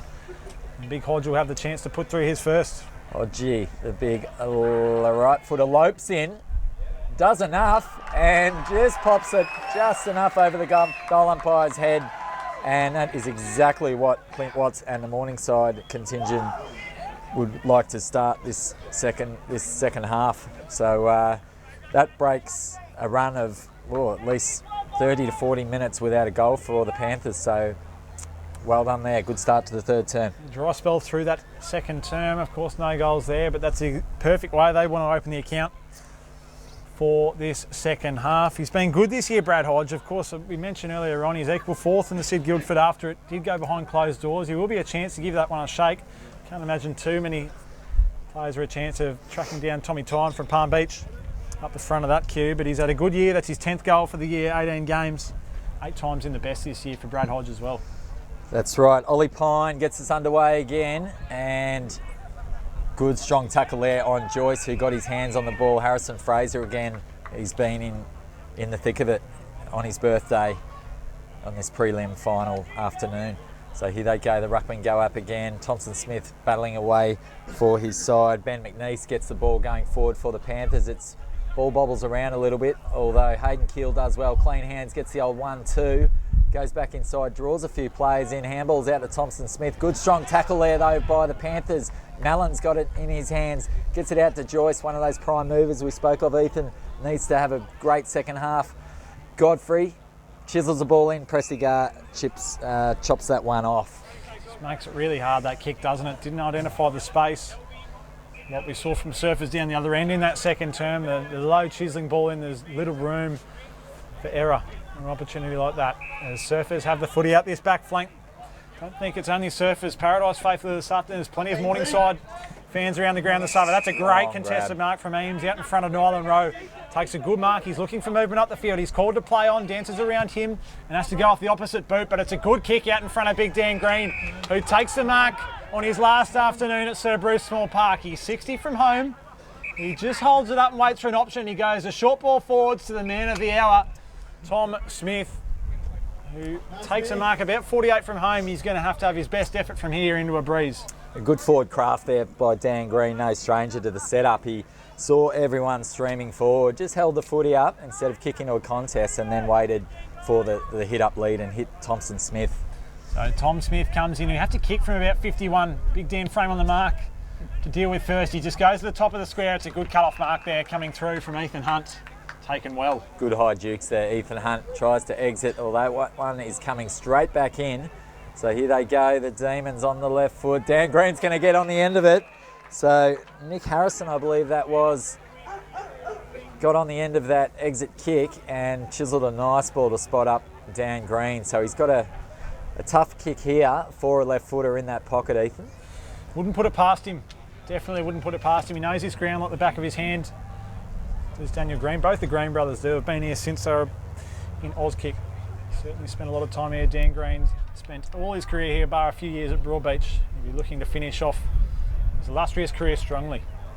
So Green comes in, deliberate left footer, and just shaves the post, I think. Ethan on its way past, so couldn't get that right to left bend on that ball with the wind pushing the ball outwards or working against him. So here we go now, Morningside. They had trouble with their exits out of Surfers 50 in the last term and then coughed it up for a couple of goals. So here they go long, and Surfers get the front spot. Play on's the call. A couple of quick hands. They're out now. Well done by Cameron Reeves. So well done again through Howard. The runners, they break the chain. They go inboard. Back to Cameron Reeves. He comes out this far side. In fact, it's going straight to the corridor. The kick was just over the back of Brad Hodge. He's called a play on. That must be 50 surely, and it is. Yeah. Aaron Robertson has entered the contest. He's appealing for a play on, but Aaron Robertson, you've got to wait for the umpire to call play on at first, which gives Surfers a bit of a reprieve. Their first sort of entry going down that end of the field. It's a good string of possessions by the Panthers. They just couldn't hit Hodge coming out of the 50, and they've paid back, going back the other way. So Surfers go forward now. Godfrey was held, but play on's a call. A couple of bodies crash in. Green does well to take one out, and the ball scurries out of bounds there in front of Nyland Rowe. So, yeah, just couldn't get that last piece of the puzzle together there. Morningside going forward. Been a little bit of the tale of the day, Jules, hasn't it? Just their ability to transition. Surfers clearly have that polish, the way they move the ball, their foot skills, which is so heavily instructed by Brad Moore. Morningside have been good. They've just lacked that extra finish, haven't they? Joyce has started the term well. Worrying signs for the Demons. He's a classy user, so Joyce puts it out into the wing, but Elby Jones does well. Hurried kick on the left, although that's gone out on the full, so the Panthers will get use of the ball again. As a couple spread towards the middle of the ground, they'll be looking for this switch kick. That man who started the term busily is Henry Joyce, will get to use the footy. Joyce's eyes darting inboard. You can see he wants an attacking kick. There's not a lot of movement up the line, is there? So here he goes. He does the educated thing up the line to a contest. It's an important ball here. Comes off hands. Well done. They run forward through Hodge. It's a one-on-one. Surface will win the foot race. Young Jewel, the youngster, he's got good wheels for a big man. On to Elby Jones. Oh, he's wrapped up in a good tackle. Could be holding the ball. It is. Tried to fend that one off, and the Panthers were having none of it. Wrapped him up. It could be nothing but holding the footy. Is that big Hodge again? It is Hodge. He started the term well, so Panthers have come out the better of the two sides after the break, Ethan, I must say, and Hodge will have a shot. He can free up here and have a ping because he's on the boundary, not expected to have a kick. So here he goes. He puts it up, gives it a chance, and the wind has just brought it around beautifully. So Hodge putting a stamp on this game, Ethan, early in the third term. It's a great finish from the big fella. Chucked it on the boot and just let the breeze do the rest of the work. He's got his second in the term and has single-handedly dragged Morningside back into this contest on the scoreboard. It's back to a 14-point margin. Surfers will be really disappointed with that. When the footy went in there, Miles Jewell led the foot race over Colenso back to that footy. He had Hayden Keel in an absolute paddock out this side and didn't even look. And he turned back, gave it to Albie Jones under an immense amount of heat. He was wrapped up holding the ball, and the rest is history. Big Brad Hodge has finished truly from the boundary line. So a missed opportunity there for Surfers to really bring the ball back out of the defence. And Morningside have made them pay. Yeah, so Coach Clint Watts for the Panthers has conjured up something here, Ethan, and they've come out the better of the two sides, the Panthers. So Mollison does some work, although beaten by the smaller man in green. Pumps it forward for his team. 4 players crash into each other and go down. So the Smalls are left. Surfers are on the end of it. Little chipping left foot out in front of Dan Green, although that one trickles out of bounds, was too much to ask. And we'll have a throw in the Surfers Paradise forward pocket. He's a threatening player, Cody File. When he gets that ball, he's obviously spent a lot of time at Southport, the Neefle. He's just a classy user. Gets the ball and always looks like he has something in mind, or he's about to muster up something. Still waiting to tear this game open this afternoon. It comes to ground level. A quick hurried kick forward from Surfers. Green is there in the contest. Dan Green has taken that out of absolutely nowhere. The kick's come up. Pendlebury was a defender. There's been a whistle blown. We'll just wait to see what happens here. I think Green's still going to get his set shot. It looks like he will. The quick kick came out and Daniel Green has pulled that out of nothing, Jules. Well, right up his alley, isn't it? A one-on-one contest. Probably out-muscled, outsized Pendlebury there, and just had to protect the drop zone and eat that one up. Green as he steps in. Loves a strength battle, Dan Green. He won that one there, and coming in for his 36th of the year. He kicks it, loved it off the boot, and Surfers with the immediate reply to Hodge's goal from the pocket. They get their 8th of the afternoon and extend that margin back out to 20 points. They needed that one, Ethan. They really needed that one. It's been all Morningside to start this third term. They've come out the better of the two sides. Their intent is there, and the Surfers needed a steadier, and Dan Green has been quite productive all afternoon for his third, and he doesn't, not the sort of man that needs too many opportunities, is he? He's a lovely set shot for goal, and no matter what angle he's on, you back him in.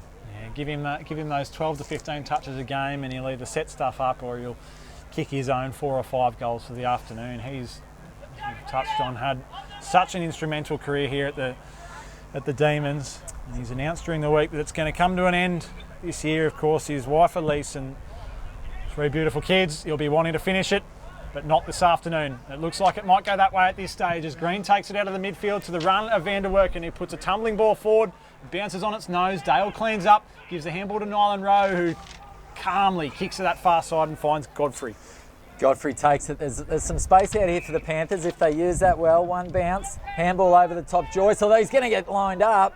A little bit of a hospital handball in the end. He does well to halve it. Players come in and they had time and space. Joyce on the end of it this time. A little bit more time, although he coughs that one up with a short chipping ball and Surface repels. So not really capitalising on that opportunity, Morningside. They found a way to muddle that one up with a handball where there should have been a kick. So Surface come back the other way. That'll be a free kick to Yelland, who was handled front on with some contact there. So the players all roll back. Let's see if Yelland can hit a target. He decides to go a handball to one of the runners through Van der Werken to Brody Haberfield. Uses the big boot, and it's a dangerous kick. It's a one-on-one. Ball hits the deck. Morningside have numbers there, and handball out. They should defuse this one. They come out through Cameron Reeves. Another handball, gets the 1-2. Let's see if they can join the dots and hit the target. Beautiful low spearing ball. They come back inside. This time to Russ. Seria gets on the end of this one. Although again, Surfers provide the pressure. There's a smother there. They win it back. So Morningside just falling short on their exit inside their own 50. That's an up and under. This one should get punched out of bounds. So play on's the call. Ball stays in play. and players pile on top of each other there, and we'll have a little break in play. But yeah, Morningside just unable to join the dots right up into their 50 other, Ethan. They're falling short on that all-important kick. Yeah, that's it. We mentioned it before. They're just that polish and hitting that target. They look really good coming out of defence, and they have done so this third term, coming out of defence and transitioning up until about halfway. It's that kick from around 80 out, half-forward flank. They're just falling apart a little bit on occasion. A smothered kick off the boot of Sururia. It's the Surfers Paradise Demons who've got the ball in their attacking half. We've had 14 played in this third term. It's 8-8-56. Morningside 5-6-36. A 20-point deficit as Surfers look to move forward again. The trustworthy boot of Rankin has aimed in a good spot. Did well, the defender there for the Panthers. Halved that contest when he was out of position. So play on's a call. This one will happily go out of bounds. The big fella did well to disguise that too in Bradley Dale. A real defender's effort there. Disguised that well. Took it over when he was outnumbered by the Demons. But yeah, the Morningside player halved that contest well. He was out of position there. The Surfers looked like they were going to mark that footy, and he did well. Eames looked like he had a great spot, didn't he? He just couldn't quite land it in the breadbasket as Matty Green pops the ball forward. Dan Green's not at the bottom of this one this time to take it on his chest with the one hand. Keel's there though. He dances around. Does he get the spin on it? Oh. I thought that one was bending back. It looked on track the whole way, but just to the skinny side. A minor score, 8-9-57, 5-6-36, 15 played, third term. So Matthew Green comes off for a well-earned rest. He's battled manfully through the midfield and the ruck there for his side, and it's been an error in the kick in there by the Panthers as we speak. Lafleur, the dangerous one with ball in hand, and you would not bet against him here. He just looks like the slippery little customer that could nail this from the boundary line, Rene Lafleur. He's got a few party tricks. I reckon he's done a few of these before he goes in for a shower after training on the Thursday night. So, no, he spears one in and goes to that man who will line up for his fourth in Dan Green. Just a bit of an error of judgment there from the Morningside defence, Jules. He had plenty of time there to set up and know who the most dangerous player on the ground is at the moment. First half it was Tom Smith, but the second half it's been this man, Daniel Green, coming in for his fourth major. So Green comes in deliberately. He'll just want to punch this one low on his left foot, about half post high, into that breeze. Comes in just Tony Lockett-like, very slowly, drills it right through the middle. So well done, and well done Rene Lafleur. A good way to endear yourself to the Surfers Paradise faithful when you hit up the club favourite and the veteran, the man retiring, with a beautiful pass on the chest to give him his fourth goal for the afternoon. So after a good early start to the third term by the Panthers, the Demons, last 5 minutes, have nullified that and they've got their own 2 goals on the board. So well done to Surfers. Just worked back and dragged out that margin, haven't they? It was a 25-point margin to start this second term. It's out to 27 now. It is a game high. Just goes to show the mentality of this Surfers Paradise group at the moment. Lafleur had it in that pocket. We did say that he's a crafty player and has plenty of party tricks. Just his mindset to know who he's looking for, and Dan Green to know exactly where it's going. There's a real synchronisation and connection between this Demons group at the moment.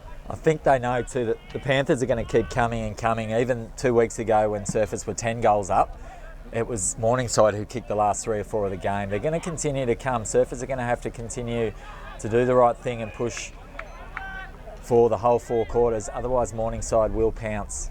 So here we go, we have a stoppage just after the ensuing ball up. So the ruckmen go at it, Thompson Smith and Big Mollison. Surface, Thompson Smith batters up again. I think he'll get one for a little high contact there. It was accidental, but it still was high across the face. So Thompson Smith just pumps it forward, puts it in a dangerous position. There's hands in the back there to Haberfield, but play on's the call.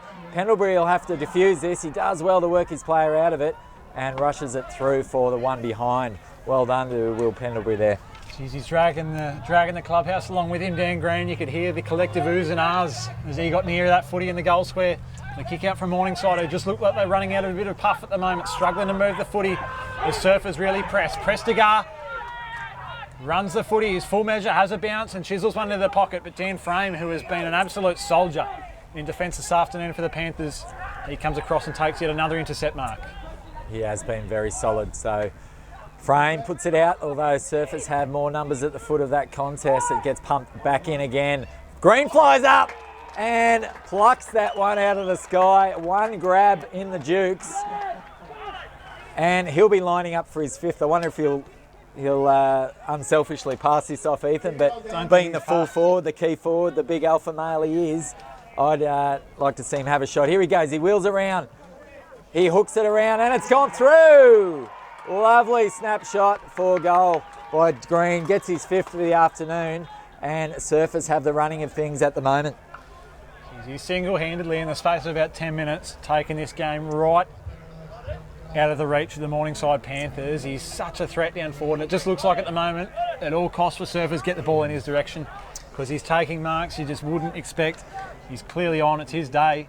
He's the dominant man out here, Ethan. He's single-handedly wrestled Surfers back into this contest and put the foot on the throat. Still an even contest though. We can't write Morningside off, as we said. It's just Dan Green at the moment. It's the Dan Green show that has put their noses in front. So if Morningside can wrestle control of this centre clearance and get things going their way, they still have enough danger and firepower up forward to get things going. So here we go. Mollison, bit of spring in his step. Well done there by Cunnington. He's working hard to win that clearance, and it's halved, and we'll have another throw up. So a game high 34 points at the moment. It's a daunting task for the Panthers here to reach their first grand final in 5 years. A clever tap down from Corbett behind finds Keel. Keel looks forward to Yelland. Yelland dances around one, gives back to Corbett. They're working and running the football forward at the moment, the Demons. Ford, the general from the back. The kick went over the back of the pack. It's Firewood. No, it was Eames who had the footy. He looks for Keel, missed him with the handball, and that will go out just over the boundary line. It's been 15 long years for the Surfers Paradise Footy Club. Of course, their last grand final they played Strathpine in the AFL South Queensland Division 1 competition back in 2004, Jules. So it's been a long time considering that comp doesn't even exist anymore, or the name has certainly changed. Yeah, strong and illustrious footy club here at Surfers. So they're a proud club. That's way too long to be in a decider. So they'll be doing everything they can to make sure they're at that big dance next week at Metricon. I'm sure they'll come out in their droves too, Ethan, but they won't be thinking that just yet. There's 20 minutes gone in this third quarter. 5.5 goals is the difference. So Morningside have shown they keep coming and coming. They can easily wrestle this back. So, but here we go. They chisel one in there. Cunnington hands back to Cameron Reeves. Dealt with after he kicked it. The umpire was going to blow the whistle, but play on's a call. Good, strong spoil there. Gets things going back for Surfers. Ford, who's had a quietish sort of day by his standards, pumps it forward. Pendlebury does well. Let's see if they can whip it out to this fat side. He has a look, and the Surfers player in green, the only thing he's done wrong all day, steps over the mark and gives up 50. Pendlebury races up the middle. He wants to get this in quick. So they've got to get this one moving now. If they're going to start to turn the cogs, it's going to have to be pretty soon. Otherwise, it's going to be a mammoth of a task. The ball goes inside 50. Robertson did well to claim one, dances around another. He puts a little chip in, and that one has gone out on the full. So just bit off a little more than he can chew. And that one has gone out on the full in front of all the Surfers Paradise reserves, who clearly make their thoughts well known out there. Yeah, Robertson. He looked one way, went the other, second guessed himself and put himself under that extra bit of pressure there, and the ball went out of bounds on the full. So Prestigar brings it back in. Long kick up the line to his tools. So ball hits the ground. Runners there. Miles Jewell does well to get at the foot of the contest, and it looks like that's not going anywhere. We'll have a ball up. Oh, the Surfers players dealt with the Morningside player there just after the whistle, but umpire settles that one down. As they throw it up again, get things going. Green battles well against Mollison. Hurried kick by the D's, gets it forward. Frame, that man has been solid all day. He's tackled immediately. Ball spills to the ground, but he butters up again. Frame gets a handball going forward for his team. They continue. Well, there's some good wheels there. Ethan Hunt, look at him some go. Great wheels by Ethan Hunt. And I think he's run out of bounds there, which is lucky because he kicked it out in the full anyway. And they'll bring that back for a ball in. But showed a turn of speed, Ethan Hunt. I believe the Lions Academy prospect. He's definitely got some wheels. He had a really, really good game last week and was instrumental in that win over Broadbeach.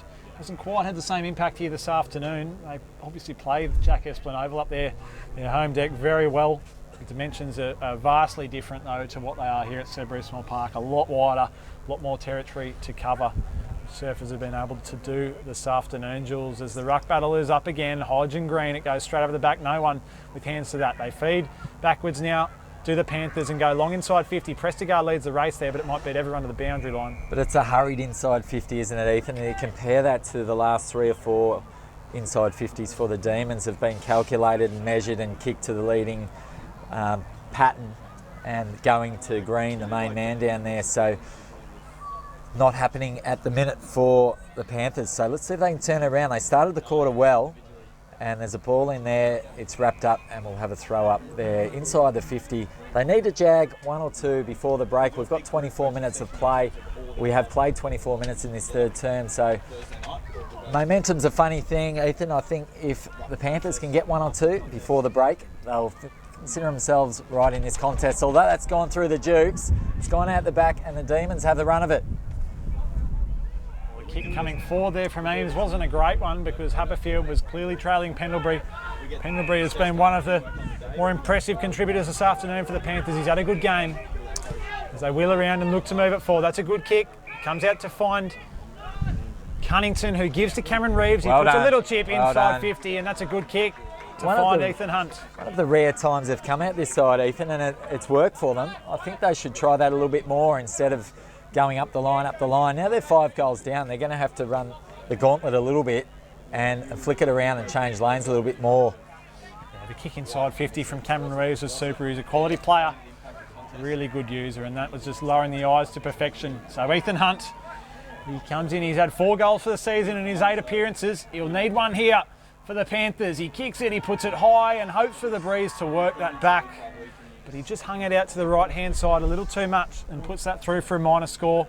It's good contact. He hit it nice and sweet. It didn't deviate, did it? But just started it out to the right. So here we go as the Demons reset the ever-reliable Nick Scott. That's bread and butter for him. Nice chipping ball hitting the target on the way out.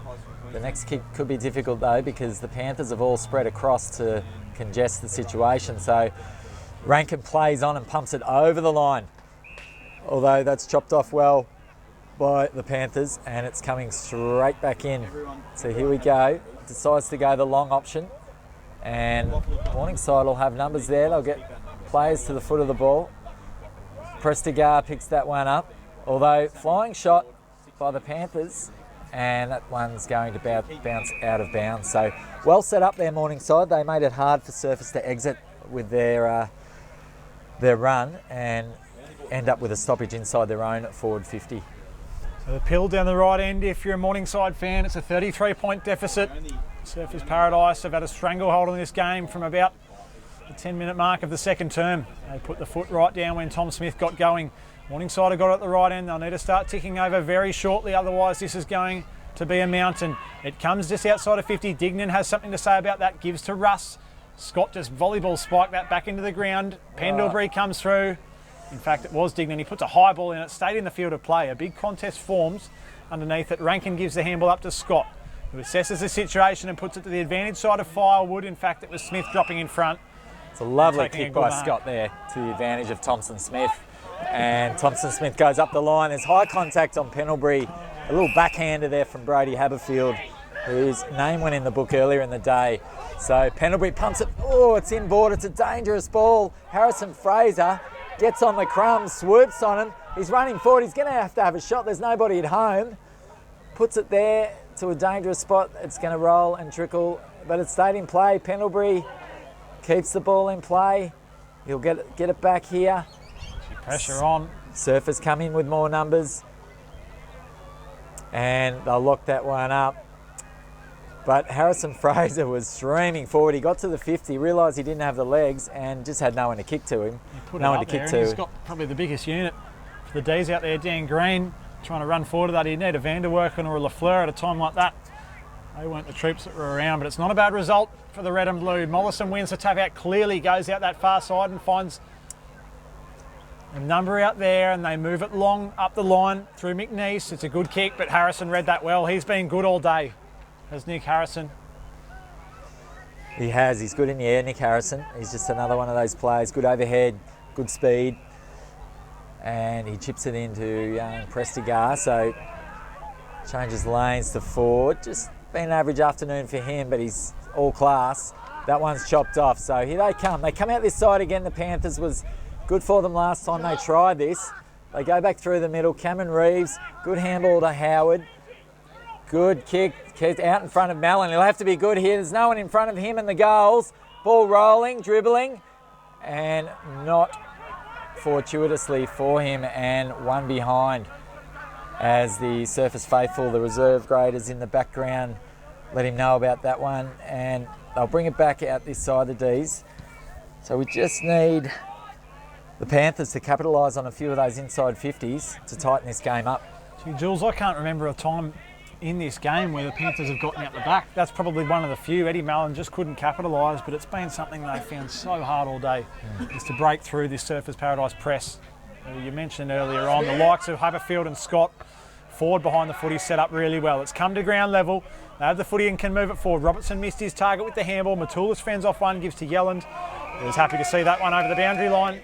Just on the half-forward flank, so we're coming to the conclusion of this third term at Surfers Paradise with the stranglehold on the 2019 Quaffle Preliminary Final. They look bound to meet Palm Beach Currumbin next weekend at Metricon Stadium, unless something really unfolds here for the Morningside Panthers. 32 points the current margin here as Brock Aston tries to will his team forward. The Panthers, they'd love a quick one before the siren to give them some momentum going into the all-important last term, but that one's gone out of bounds again, chewing up more time off the clock. 5-goal deficit. It's been run down before, Ethan, many a time. Hey, keep those arms down, Jess. As we see the emergency umpire with his eyes peeled over the proceedings here.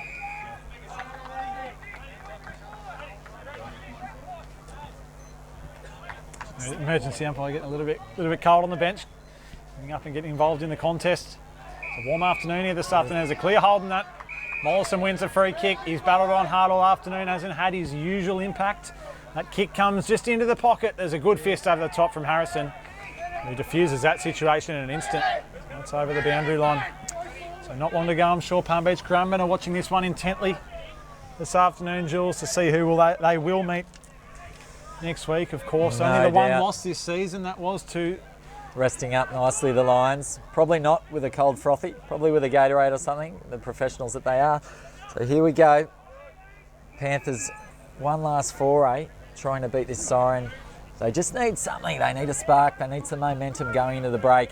Because I know that Coach Doggy Watts will fire them right up for one last foray into this last quarter. It's Godfrey, hooks over his shoulder, and that's exactly what the Panthers needed to spur them on. He's been good today, Godfrey, and he's been busy across the midfield and up forward, and that one seized on that loose ball, hooked it over his shoulder, straight over the umpire's head, so well done. It's a good finish there from Godfrey over his shoulder on the right hoof. He's had a good year this season, only missed the one game throughout season 2019, 17 appearances. He's been a valuable contributor through that midfield and sort of half-forward role, swinging between the two on the outside, on the wing. That's a really good finish, and maybe that's just what they needed, the Panthers, to get the ball rolling. It's 26 points the margin. If they can jag another one here, it's 32 minutes gone. If they can get a quick clearance and jag another one, well, gee, it might be game on. They had the early running. They kicked the first two of this term, Ethan, and then it's been all surface, and it's only their sixth goal of the game. The Panthers, considering Dan Green for the D's has got 5 on his own. So here we go there. They just won't want to leak one more and lose momentum, the Panthers here. They'll want to win this clearance and pump it down their end. But it certainly makes it for an interesting last to turn. So here we go. Mellon gets his hands on that. He's wrapped up immediately. Ball spills to ground. Surfers get the quick kick away through Fraser. Good, shrugged off there. Godfrey's trying to will his team on again, although they get to go forward here through Matulis. That ball's going to beat everyone to the boundary line.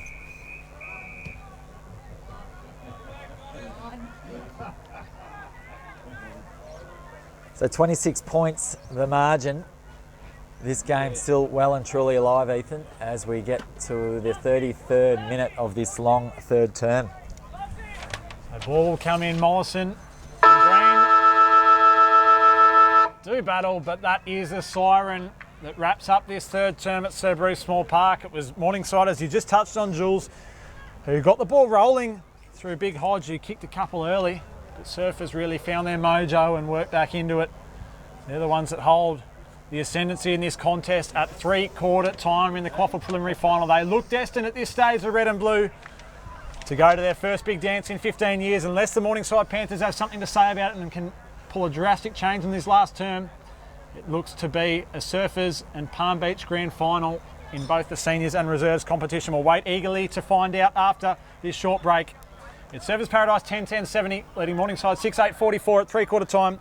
Don't go anywhere. We will be back with you in a few moments.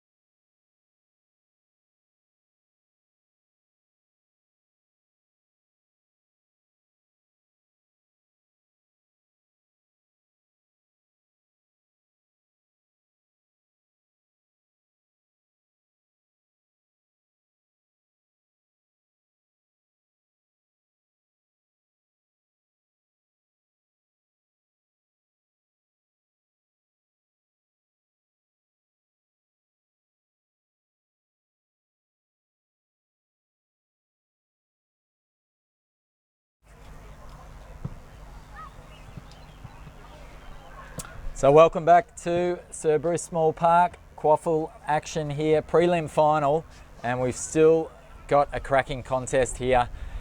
We're yet to see the winner through. We've got one more quarter to play where we have the home side, Surfers Paradise. They are 26 points to the good over the Morningside Panthers. But you just get the feeling Morningside have a bit more to say in this contest, Ethan. Yeah, they're going to have to come out and give it one last crack, aren't they?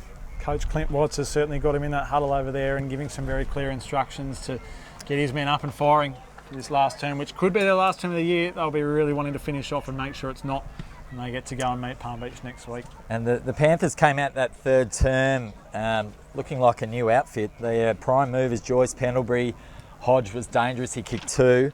But then it was the Dan Green show in the middle part of that third term who just turned the game on its head and just looked dangerous every time the Surfers team went forward. And basically he's got 5 goals and is the difference between the two teams at the moment.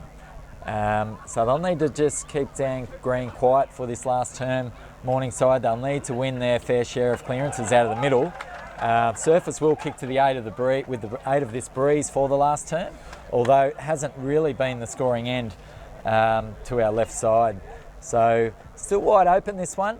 Morningside will have to pull a few rabbits out of their hat and they'll need their best players to play very well to turn this around. They will need to keep Dan Green down as you just touched on, Jules. It's going to be an easier task said than done. The big fella with 3 majors in that third term. He's got 5 for the afternoon as we touched on. He just looked like everything that fell into his lap turned to gold then in that third term. So they'll really need to nullify him. A big job for Daniel Frame and probably Brad Dale down there in this last term. But we'll wait to see what happens here at Sir Bruce Small Park. Palm Beach Currumbin are eagerly awaiting the victor of this contest. It's not all over, but you'd have to conclude that Surfers Paradise are in the box seat going into the final term. And along with Green, Ethan Thompson-Smith's game has been unbelievable. He's battled manfully. Matthew Green as well. Those two, they talk about the ruck combo for the Panthers. Well, those two undersized ruckmen have done a power of work today for the D's and keeping their team in it. So Vanderwerken's battled manfully as well. Brody Haberfield's been solid down back, and like I said for the Panthers, well, Daniel Frame, his 3-quarter effort to date has been solid. It's been really good and down their there. prime movers, the usual suspects of Joyce, Pendlebury and co are starting to come into it as well, full of runs. So let's see how this last term unfolds. There's a spot up for grabs at Metricon Stadium next week as the umpire balls that one up, and we'll have to reset there. It's Mollison and Green to do battle. We're underway for the final term of the preliminary final, the penultimate game of this 2019 Quaffle season at Surfers Paradise with the clearance to move forward, but Morningside have something to say about that. Umpire Sam Wetton calls a free kick there against Noah Corbett holding on, and Morningside will get the first chance with the footy in hand. So as they go up the line, the Panthers, Morningside, they're just outnumbered.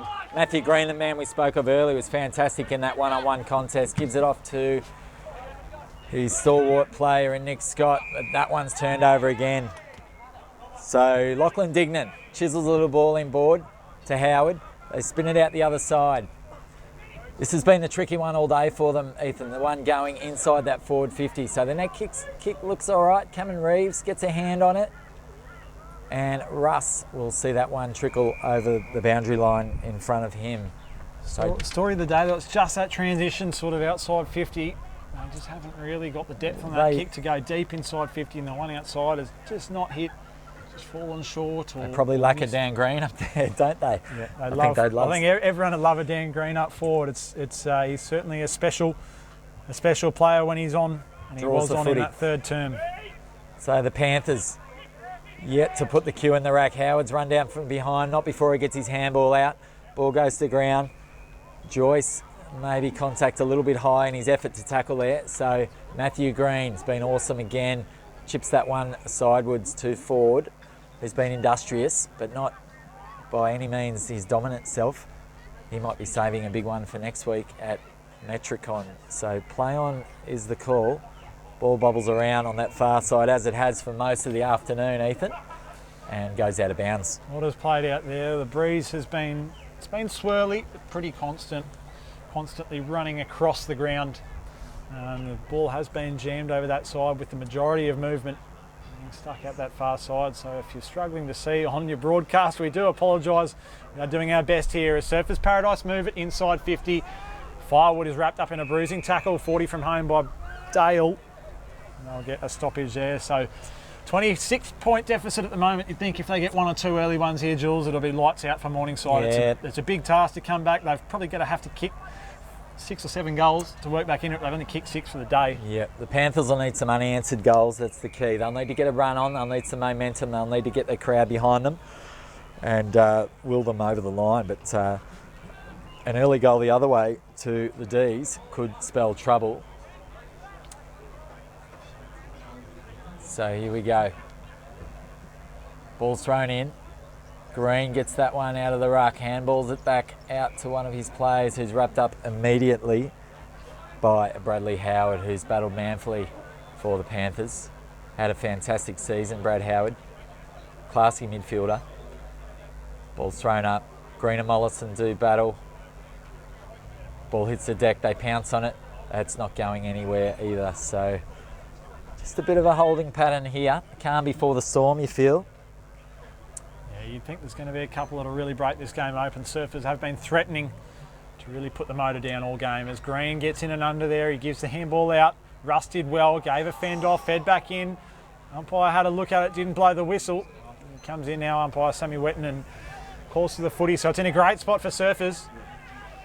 It's in a great spot for Surfers, about 15 to 20 metres out from the big sticks.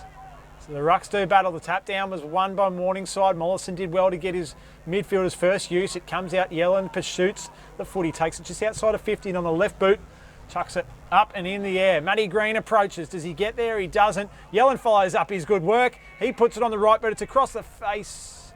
And it's a minor score. Been good today, Yellen. I've liked his game. He, like you said, the Melbourne boy looks very classy with ball in hand, and he's been quite busy. So the Panthers, long left foot raking kick out to that far side again. They continue to persevere out there. Matthew Green's had a mountain of the footy today, the makeshift ruckman, and that ball is wrapped up there by Ben McNeese. Kicked a goal early, first goal of the game to get us underway, McNeese, and had a great battle with Paddy Rankin out on the wing. That ball is diffused by the Surfers player and punched out of bounds.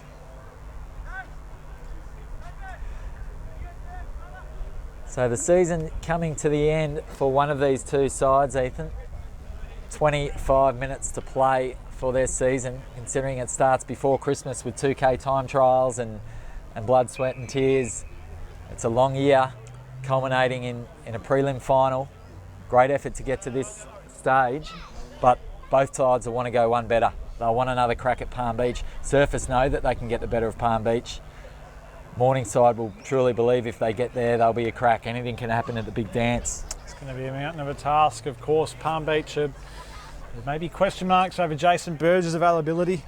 He hit on Sam Jewell last week and was suspended, but then was off, and now there's an appeal that's going to be laid, and maybe the same might be the case of Brodie Haberfield, the Surfers captain, with questions to answer after a report in the second term. But that will play out to be interesting, to say at the least, during the week. As Surfers move the footy forward, Kane forward, gives it off the boot. It's a scrubby ball forward. Firewood pursuits, did very well off the left boot. He kicks it, goal. And Surfers Paradise look like they're on to their first grand final in 15 years. Well, we've just been waiting the first 5 or 6 minutes of this term for something to unfold. It's been a real old-fashioned arm wrestle with the ball pinging around from one end to the other, and that was the first scoring opportunity, and Firewood capitalised on that one.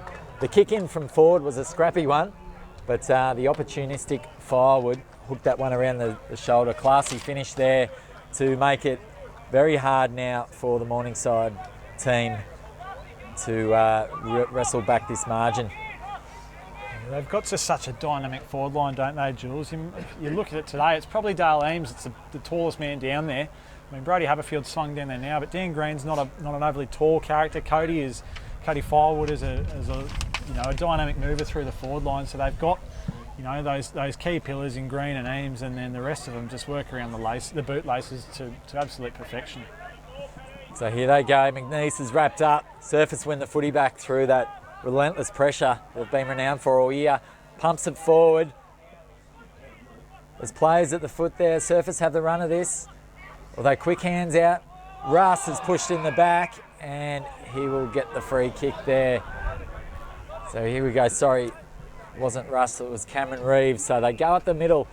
They realise the urgency now. The Panthers, they must take it on.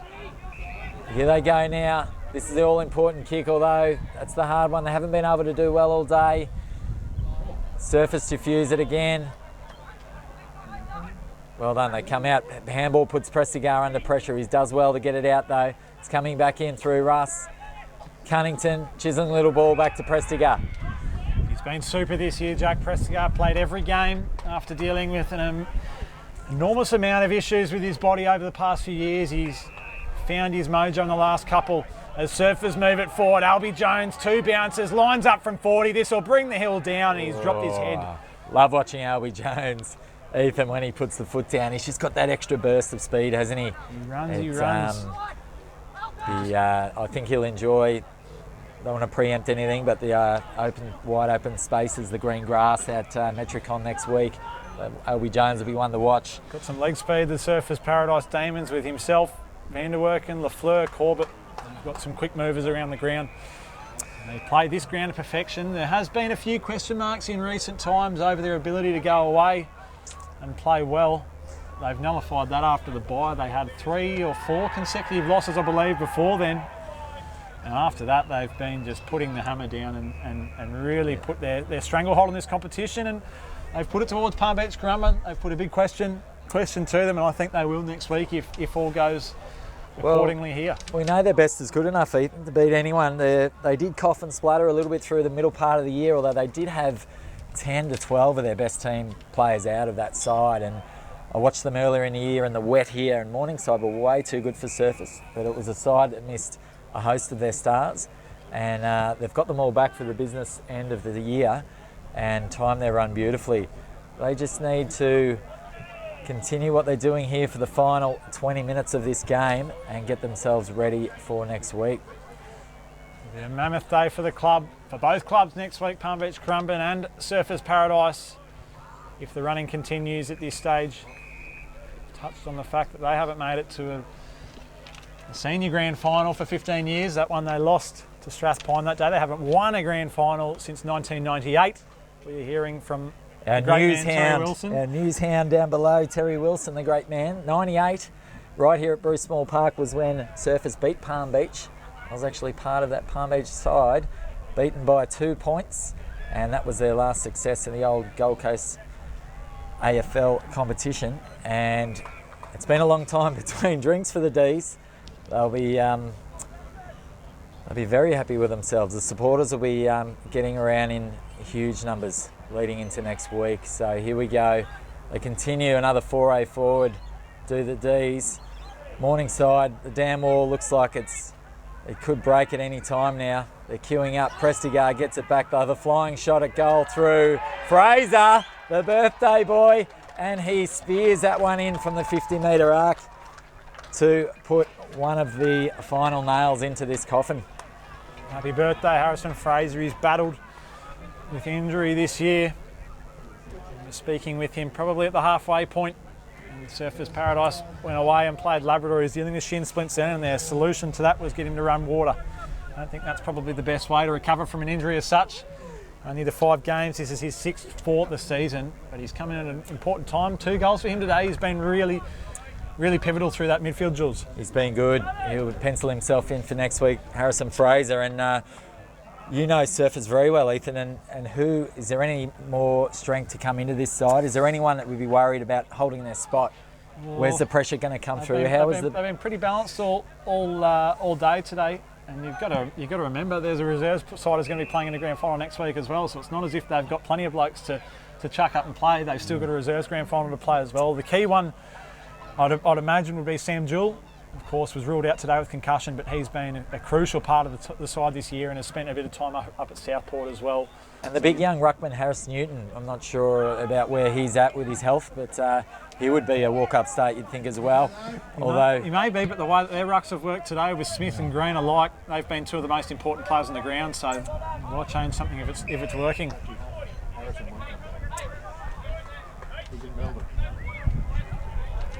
So Big Newton, we understand, is not part of the picture for next week. He's out of calculation, so like you said, you wouldn't change the winning formula of Matty Green and the man, the double surname man in Thompson Smith. They're working beautifully at the moment, and having that mobility in your ruckman on the big ground of wide open spaces of Metricon will be a fine addition. Certainly will be advantageous as Matulis has the ball. He's been a very improved player of this Surfers Paradise group all year. Josh Matulis, the kick comes forward, Lafleur tries to rip the head off Pendlebury. Can't get the ball out, there's good pressure there, and a tackle inside 50 will delight Coach Brad Moore. Their pressure's been enormous all day, have not allowed Morningside any clean ball movement. It's been very few and far between their forays forward. Any fluidity all day as Green wins a tap. Matulis came through like a bull at a gate. He wasn't able to pick up clean. He goes again for a second effort. There's another tackle laid out there by a Surfers Paradise jumper, and we'll have a stoppage at 13.5 played in this final term of the preliminary final. It's Surfers Paradise 12-12, 84. 40-point advantage over Morningside 6-8, 44. And the Panthers, they can take a lot of positives out of the year. Their best footy has been excellent. To knock off Broadbeach, a strong Broadbeach side last week, convincingly was a great effort. They've just been found a little bit wanting in the forward 50 this week as Vanderwerken, fleet of foot, pumps that one forward. It would have brought the Hill to their feet again every time the ball goes up that end, but couldn't finish. Just hooks that one as they go through. Big Dan frame for the Panthers. Puts a bit of hang time on that ball, put his teammate in Godfrey under the pump. But they'll continue to fight this out, the Panthers. Sting's gone out of the game, but they're a proud club, successful club, one of the most successful clubs in Brisbane. History with some great names coming out of the Morningside Footy Club. The Vosses is one that comes to mind. Been super. I think it's definitely a pass mark for the year though for Morningside. The kick from Taylor comes forward, just falls away from Eames. Matulis is out there, he's got two to beat. Frame came across well and gave the handball to Russ, who dummies one and feeds back to Pendlebury. In fact, it's Dignan. That's a great kick. That is a ripping kick into the corridor, finds his target and Hunt. There's a bit of a Barney going on out just to our left here that's off screen. I saw that one, Ethan. Godfrey just gave Matulis one in the stomach as he got rid of that footy, and they've remonstrated back at Godfrey there. And it'd be interesting to see if they did write that one in the book. Not that Godfrey's going to be required next week, but Matulis did go down, bent over in half after that hit to the mid-region. So here we go. Ball, one of the first times we've seen the ball up inside the Panthers forward 50 for this term. So Ethan Hunt deliberately comes in, puts it high up, it holds up in the breeze, and it's missed just to the left. I was touching on before, Morningside, a third place finish for this year wouldn't be too bad. It's Clint Watt's first year at the helm after Steve Wildschut's departure at the end of the 2018 campaign. They wouldn't be too disappointed. We've got to keep in mind as well, they lost 300 gamer Kent Abey to retirement. Without him up forward, their avenue to goal has been a little bit more restricted. So it's been a good year, but it's been all about Surfers Paradise here this afternoon. The handball's fed out the back, feeding off and running his dad's. He gives to Godfrey. Godfrey puts a dance step and puts a chiselling ball up the line. Scott came across and impacted that one forward. Couldn't pick up at his bootlaces. Scott's there again to follow up. Gives a handball to Harrison, who puts it on the boot and kicks it to Coach Brad Moore in the dugout, you'd think. Over the boundary line out on the full. So Morningside getting a late chance. Continuing to press the Panthers. Like we said, they don't put the cue in the rack at all. They'll continue to fight this one out, hoping to get another goal or two. They pump that one inside the 50, and common theme, it's coming straight back out. It's happened all day, Ethan. So forwards on the end of this one, a chipping little ball, cool head to Corbett. Corbett will do nothing silly. He'll just go back and try and maintain possession for the D's. Be relishing this Noah Corbett of Surfers Paradise Junior. Played a lot of his footy here over the years with a few stints at Southport. Tom Smith nearly had his mush taken off. So there's another example of Thompson Smith in between Frame and Mollison, and he beat both of them, halved the contest, wins the free kick, and that's the sort of thing that Coach Brad Moore will be highlighting to the group leading up to the grand final. It's just a fantastic effort there, and every time I've watched this kid play, he gives his all. Is he in your votes, Jules? I think he's in the top 3 today for mine. Here we go, back to Nick Scott, the ever reliable.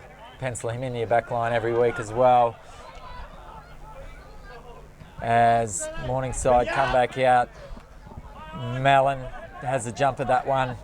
They brush him aside, back to Scott. They had numbers inboard, but Scotty didn't look inboard, and the Panthers should win out here, although the bounce doesn't favour them. Dan Green, who's been a little bit quieter, he had a purple patch in that third quarter, Ethan, where I think he got hit on the lead 3 or 4 times within 5 minutes and kicked 2 quick goals. He hasn't needed to do a whole lot in this last quarter though. He made his run in the third term and he turned the game. Tom Smith in the second term and Dan Green in the third, and turned the game in Surfers' favour. So I think if there was going to be a last effort from Morningside, it was going to come pretty early in this fourth term, a last gasp. And now it looks like it's just business as usual for Surfers to finish off and move on to next week.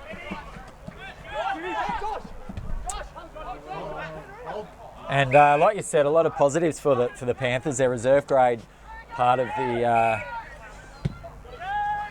the final setup as well. So their Colts side as well, quite a strong unit. There's a lot coming through there for the Panthers, as always. They're a proud, strong club with a lot of talent there running around. So all the future looks rosy for them for going forward.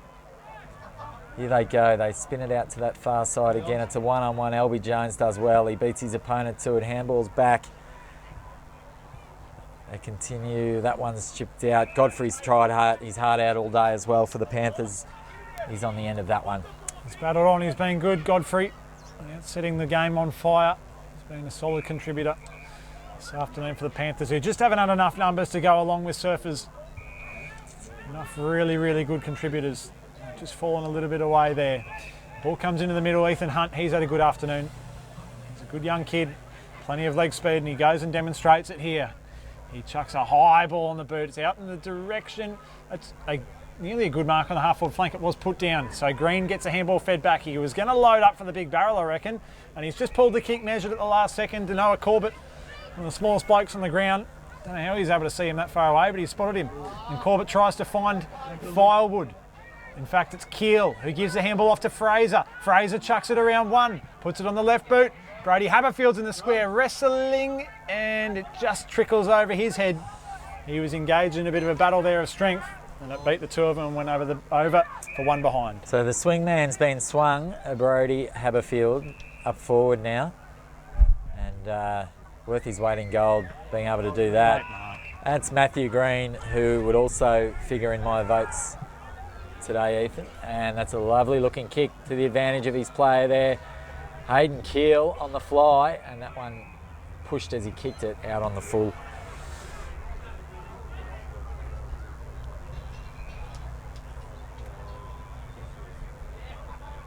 So a little break in play as we retrieve the Sharon from the hill, and Morningside kick the footy back in, up the line. Of course, some more Queensland footy to look forward to this evening, Ethan, up at the Gabatoir. It should be sold out up there tonight against the mighty Richmond Tigers. Big game, few on the bandwagon. The kick comes inside 50 and it's Dan Green. Who other than Dan Green?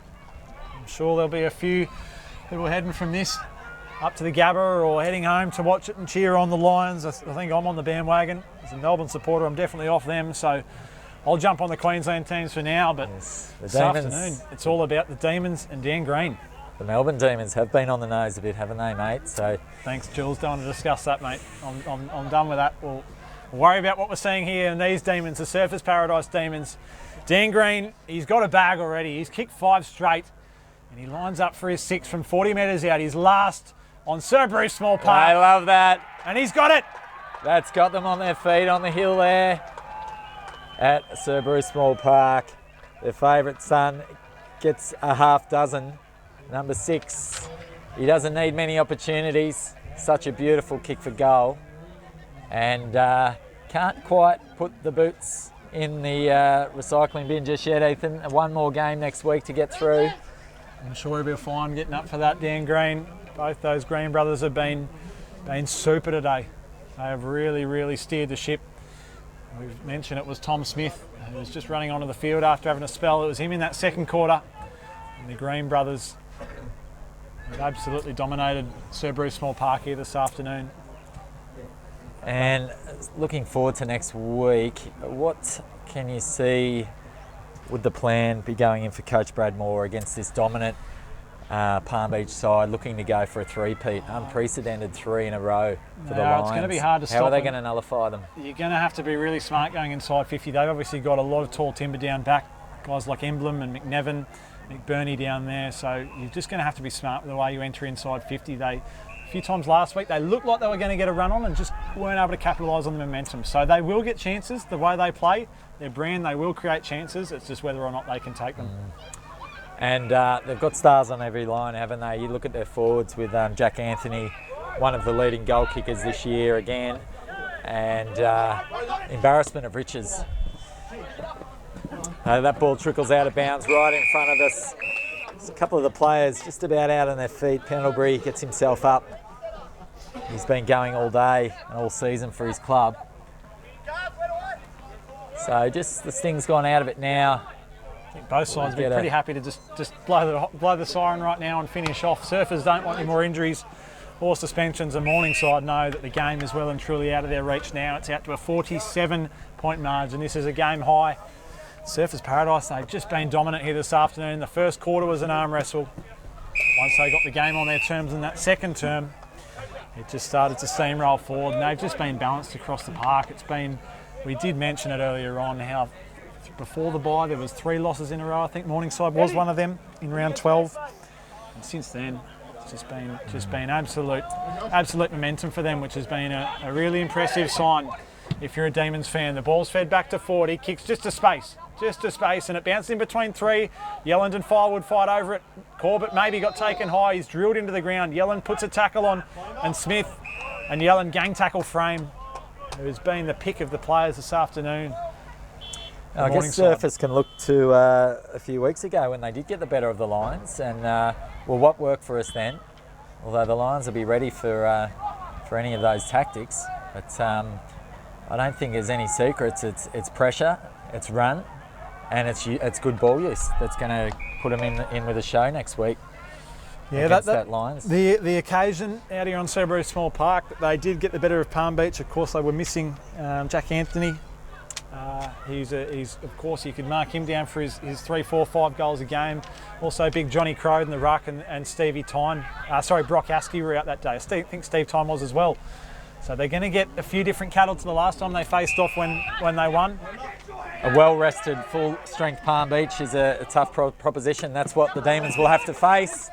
But they'll go in with no holds bar and confidence after this display today, Ethan. It's been magnificent here today. And to come up against Morningside, they had to get the job done. They did it 2 weeks ago and did it, although a different aspect to it today. They didn't have the fast start. They had to grind their way into the game. They had to really see off Morningside's best, and they've done that. They've played a bit of a different game today. It hasn't just been all frantic. They didn't completely have the game on their own terms through that first half. I mean, it was held up a little bit, and the proceedings weren't exactly going as fluently as they would like, but they've just adapted to the conditions and been able to find a way through. There's a kick from Taylor is cut off. Done well there, Cameron Reeves. He's been a solid contributor this afternoon for Morningside. That's a measured kick inside 50. The handball is off to Joyce. The ex-Aspley product finishes off. And that's something to smile about if you're a Morningside fan. A really good finish there from Henry Joyce. His first for the afternoon. The big-bodied midfielder gives the Morningside Panthers their 7th. It goes, the deficit cuts a little bit. By no means are they working their way back into this contest on the scoreboard. 13-14-92, Surfers Paradise lead the Morningside Panthers 7-9-51. We have played 27 here in the final term of the preliminary final. It's a tidy finish there from Henry Joyce, wasn't it? DCE got the 1-2 and a nice little chipping ball to Joyce, who split the middle. So the business end of this quarter now, 27 minutes gone, and a 41-point lead for the home side. Green and Mollison, again, so many times they've met in the middle this afternoon. Mollison wins the honours that time. The tap bounced over a couple and Green follows up well, as these two surfers ruckmen have done so well today, as follow up at ground level. The kick out in front of Eames, juggled once and takes a good mark. He's just forward to centre wing. Being good today, Eames. Worked his way outside the 50 and been that good link man. So here he goes, his kick, it goes to ground. Panthers will mop this one up. They come out this side.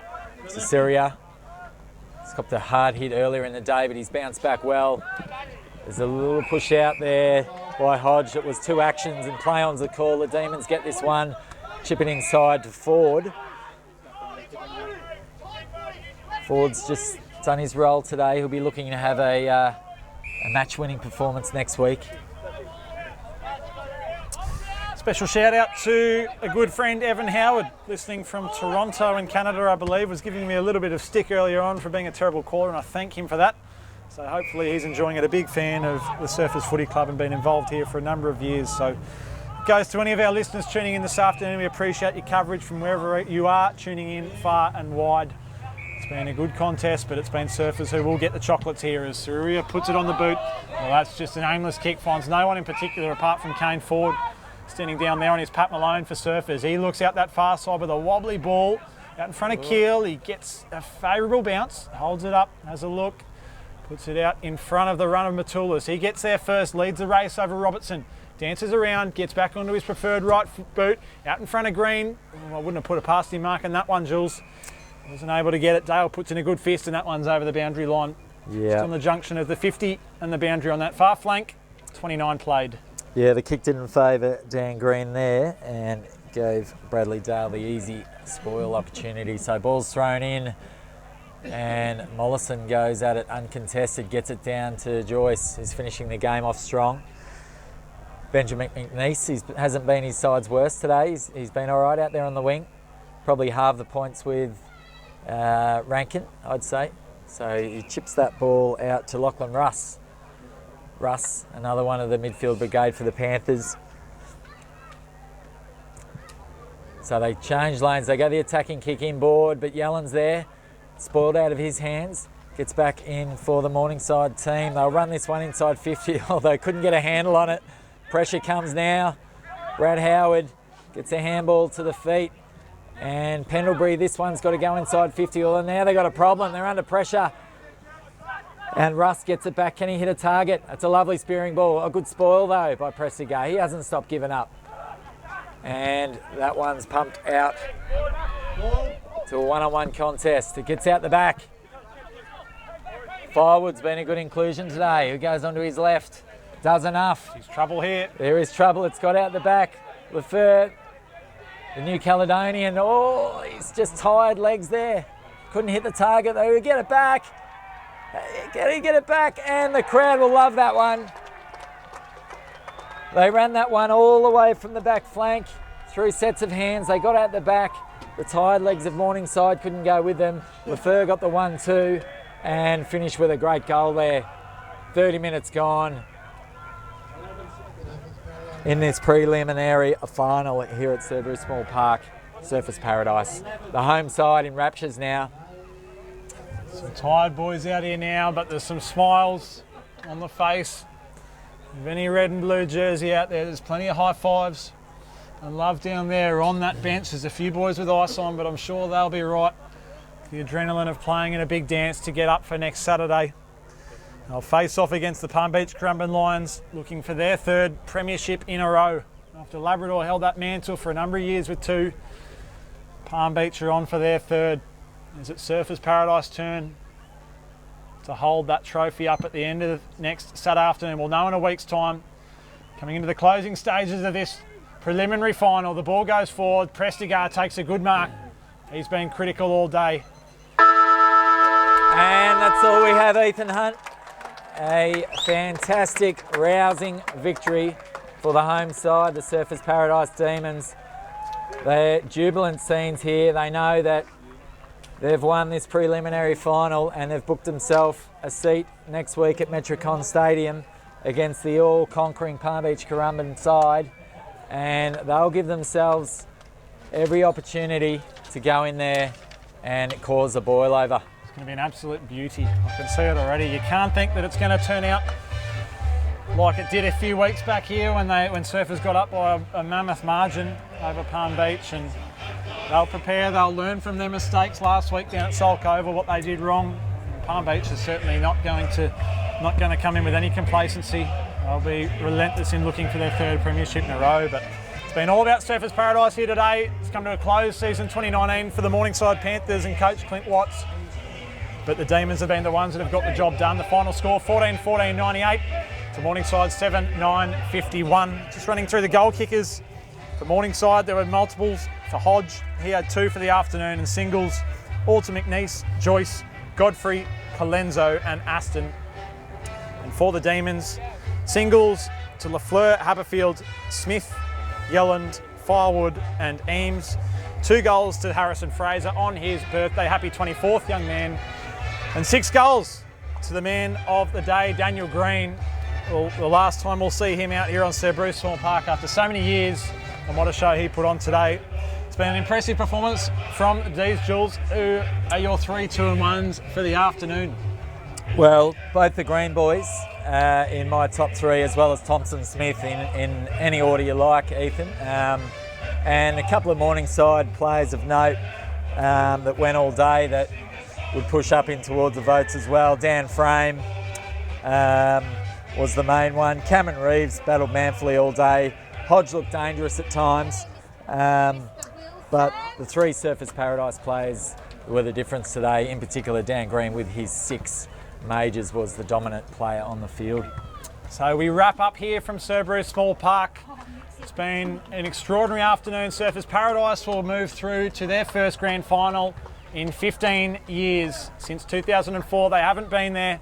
They will next week, and this time next week we will have our 2019 Quaffle Premier. My name is Ethan Mackey. I've been joined by Julian Vandendries this afternoon. Jules, it's been a pleasure on the broadcast. We thank you all for tuning in this afternoon from wherever you are listening in and viewing. And we look forward to catching you next Saturday for the 2019 Quaffle Grand Final between the Palm Beach Currumbin Lions and the Surfers Paradise Demons at Metricon Stadium. From all of us here at the Quaffle, goodbye, and we'll see you next week.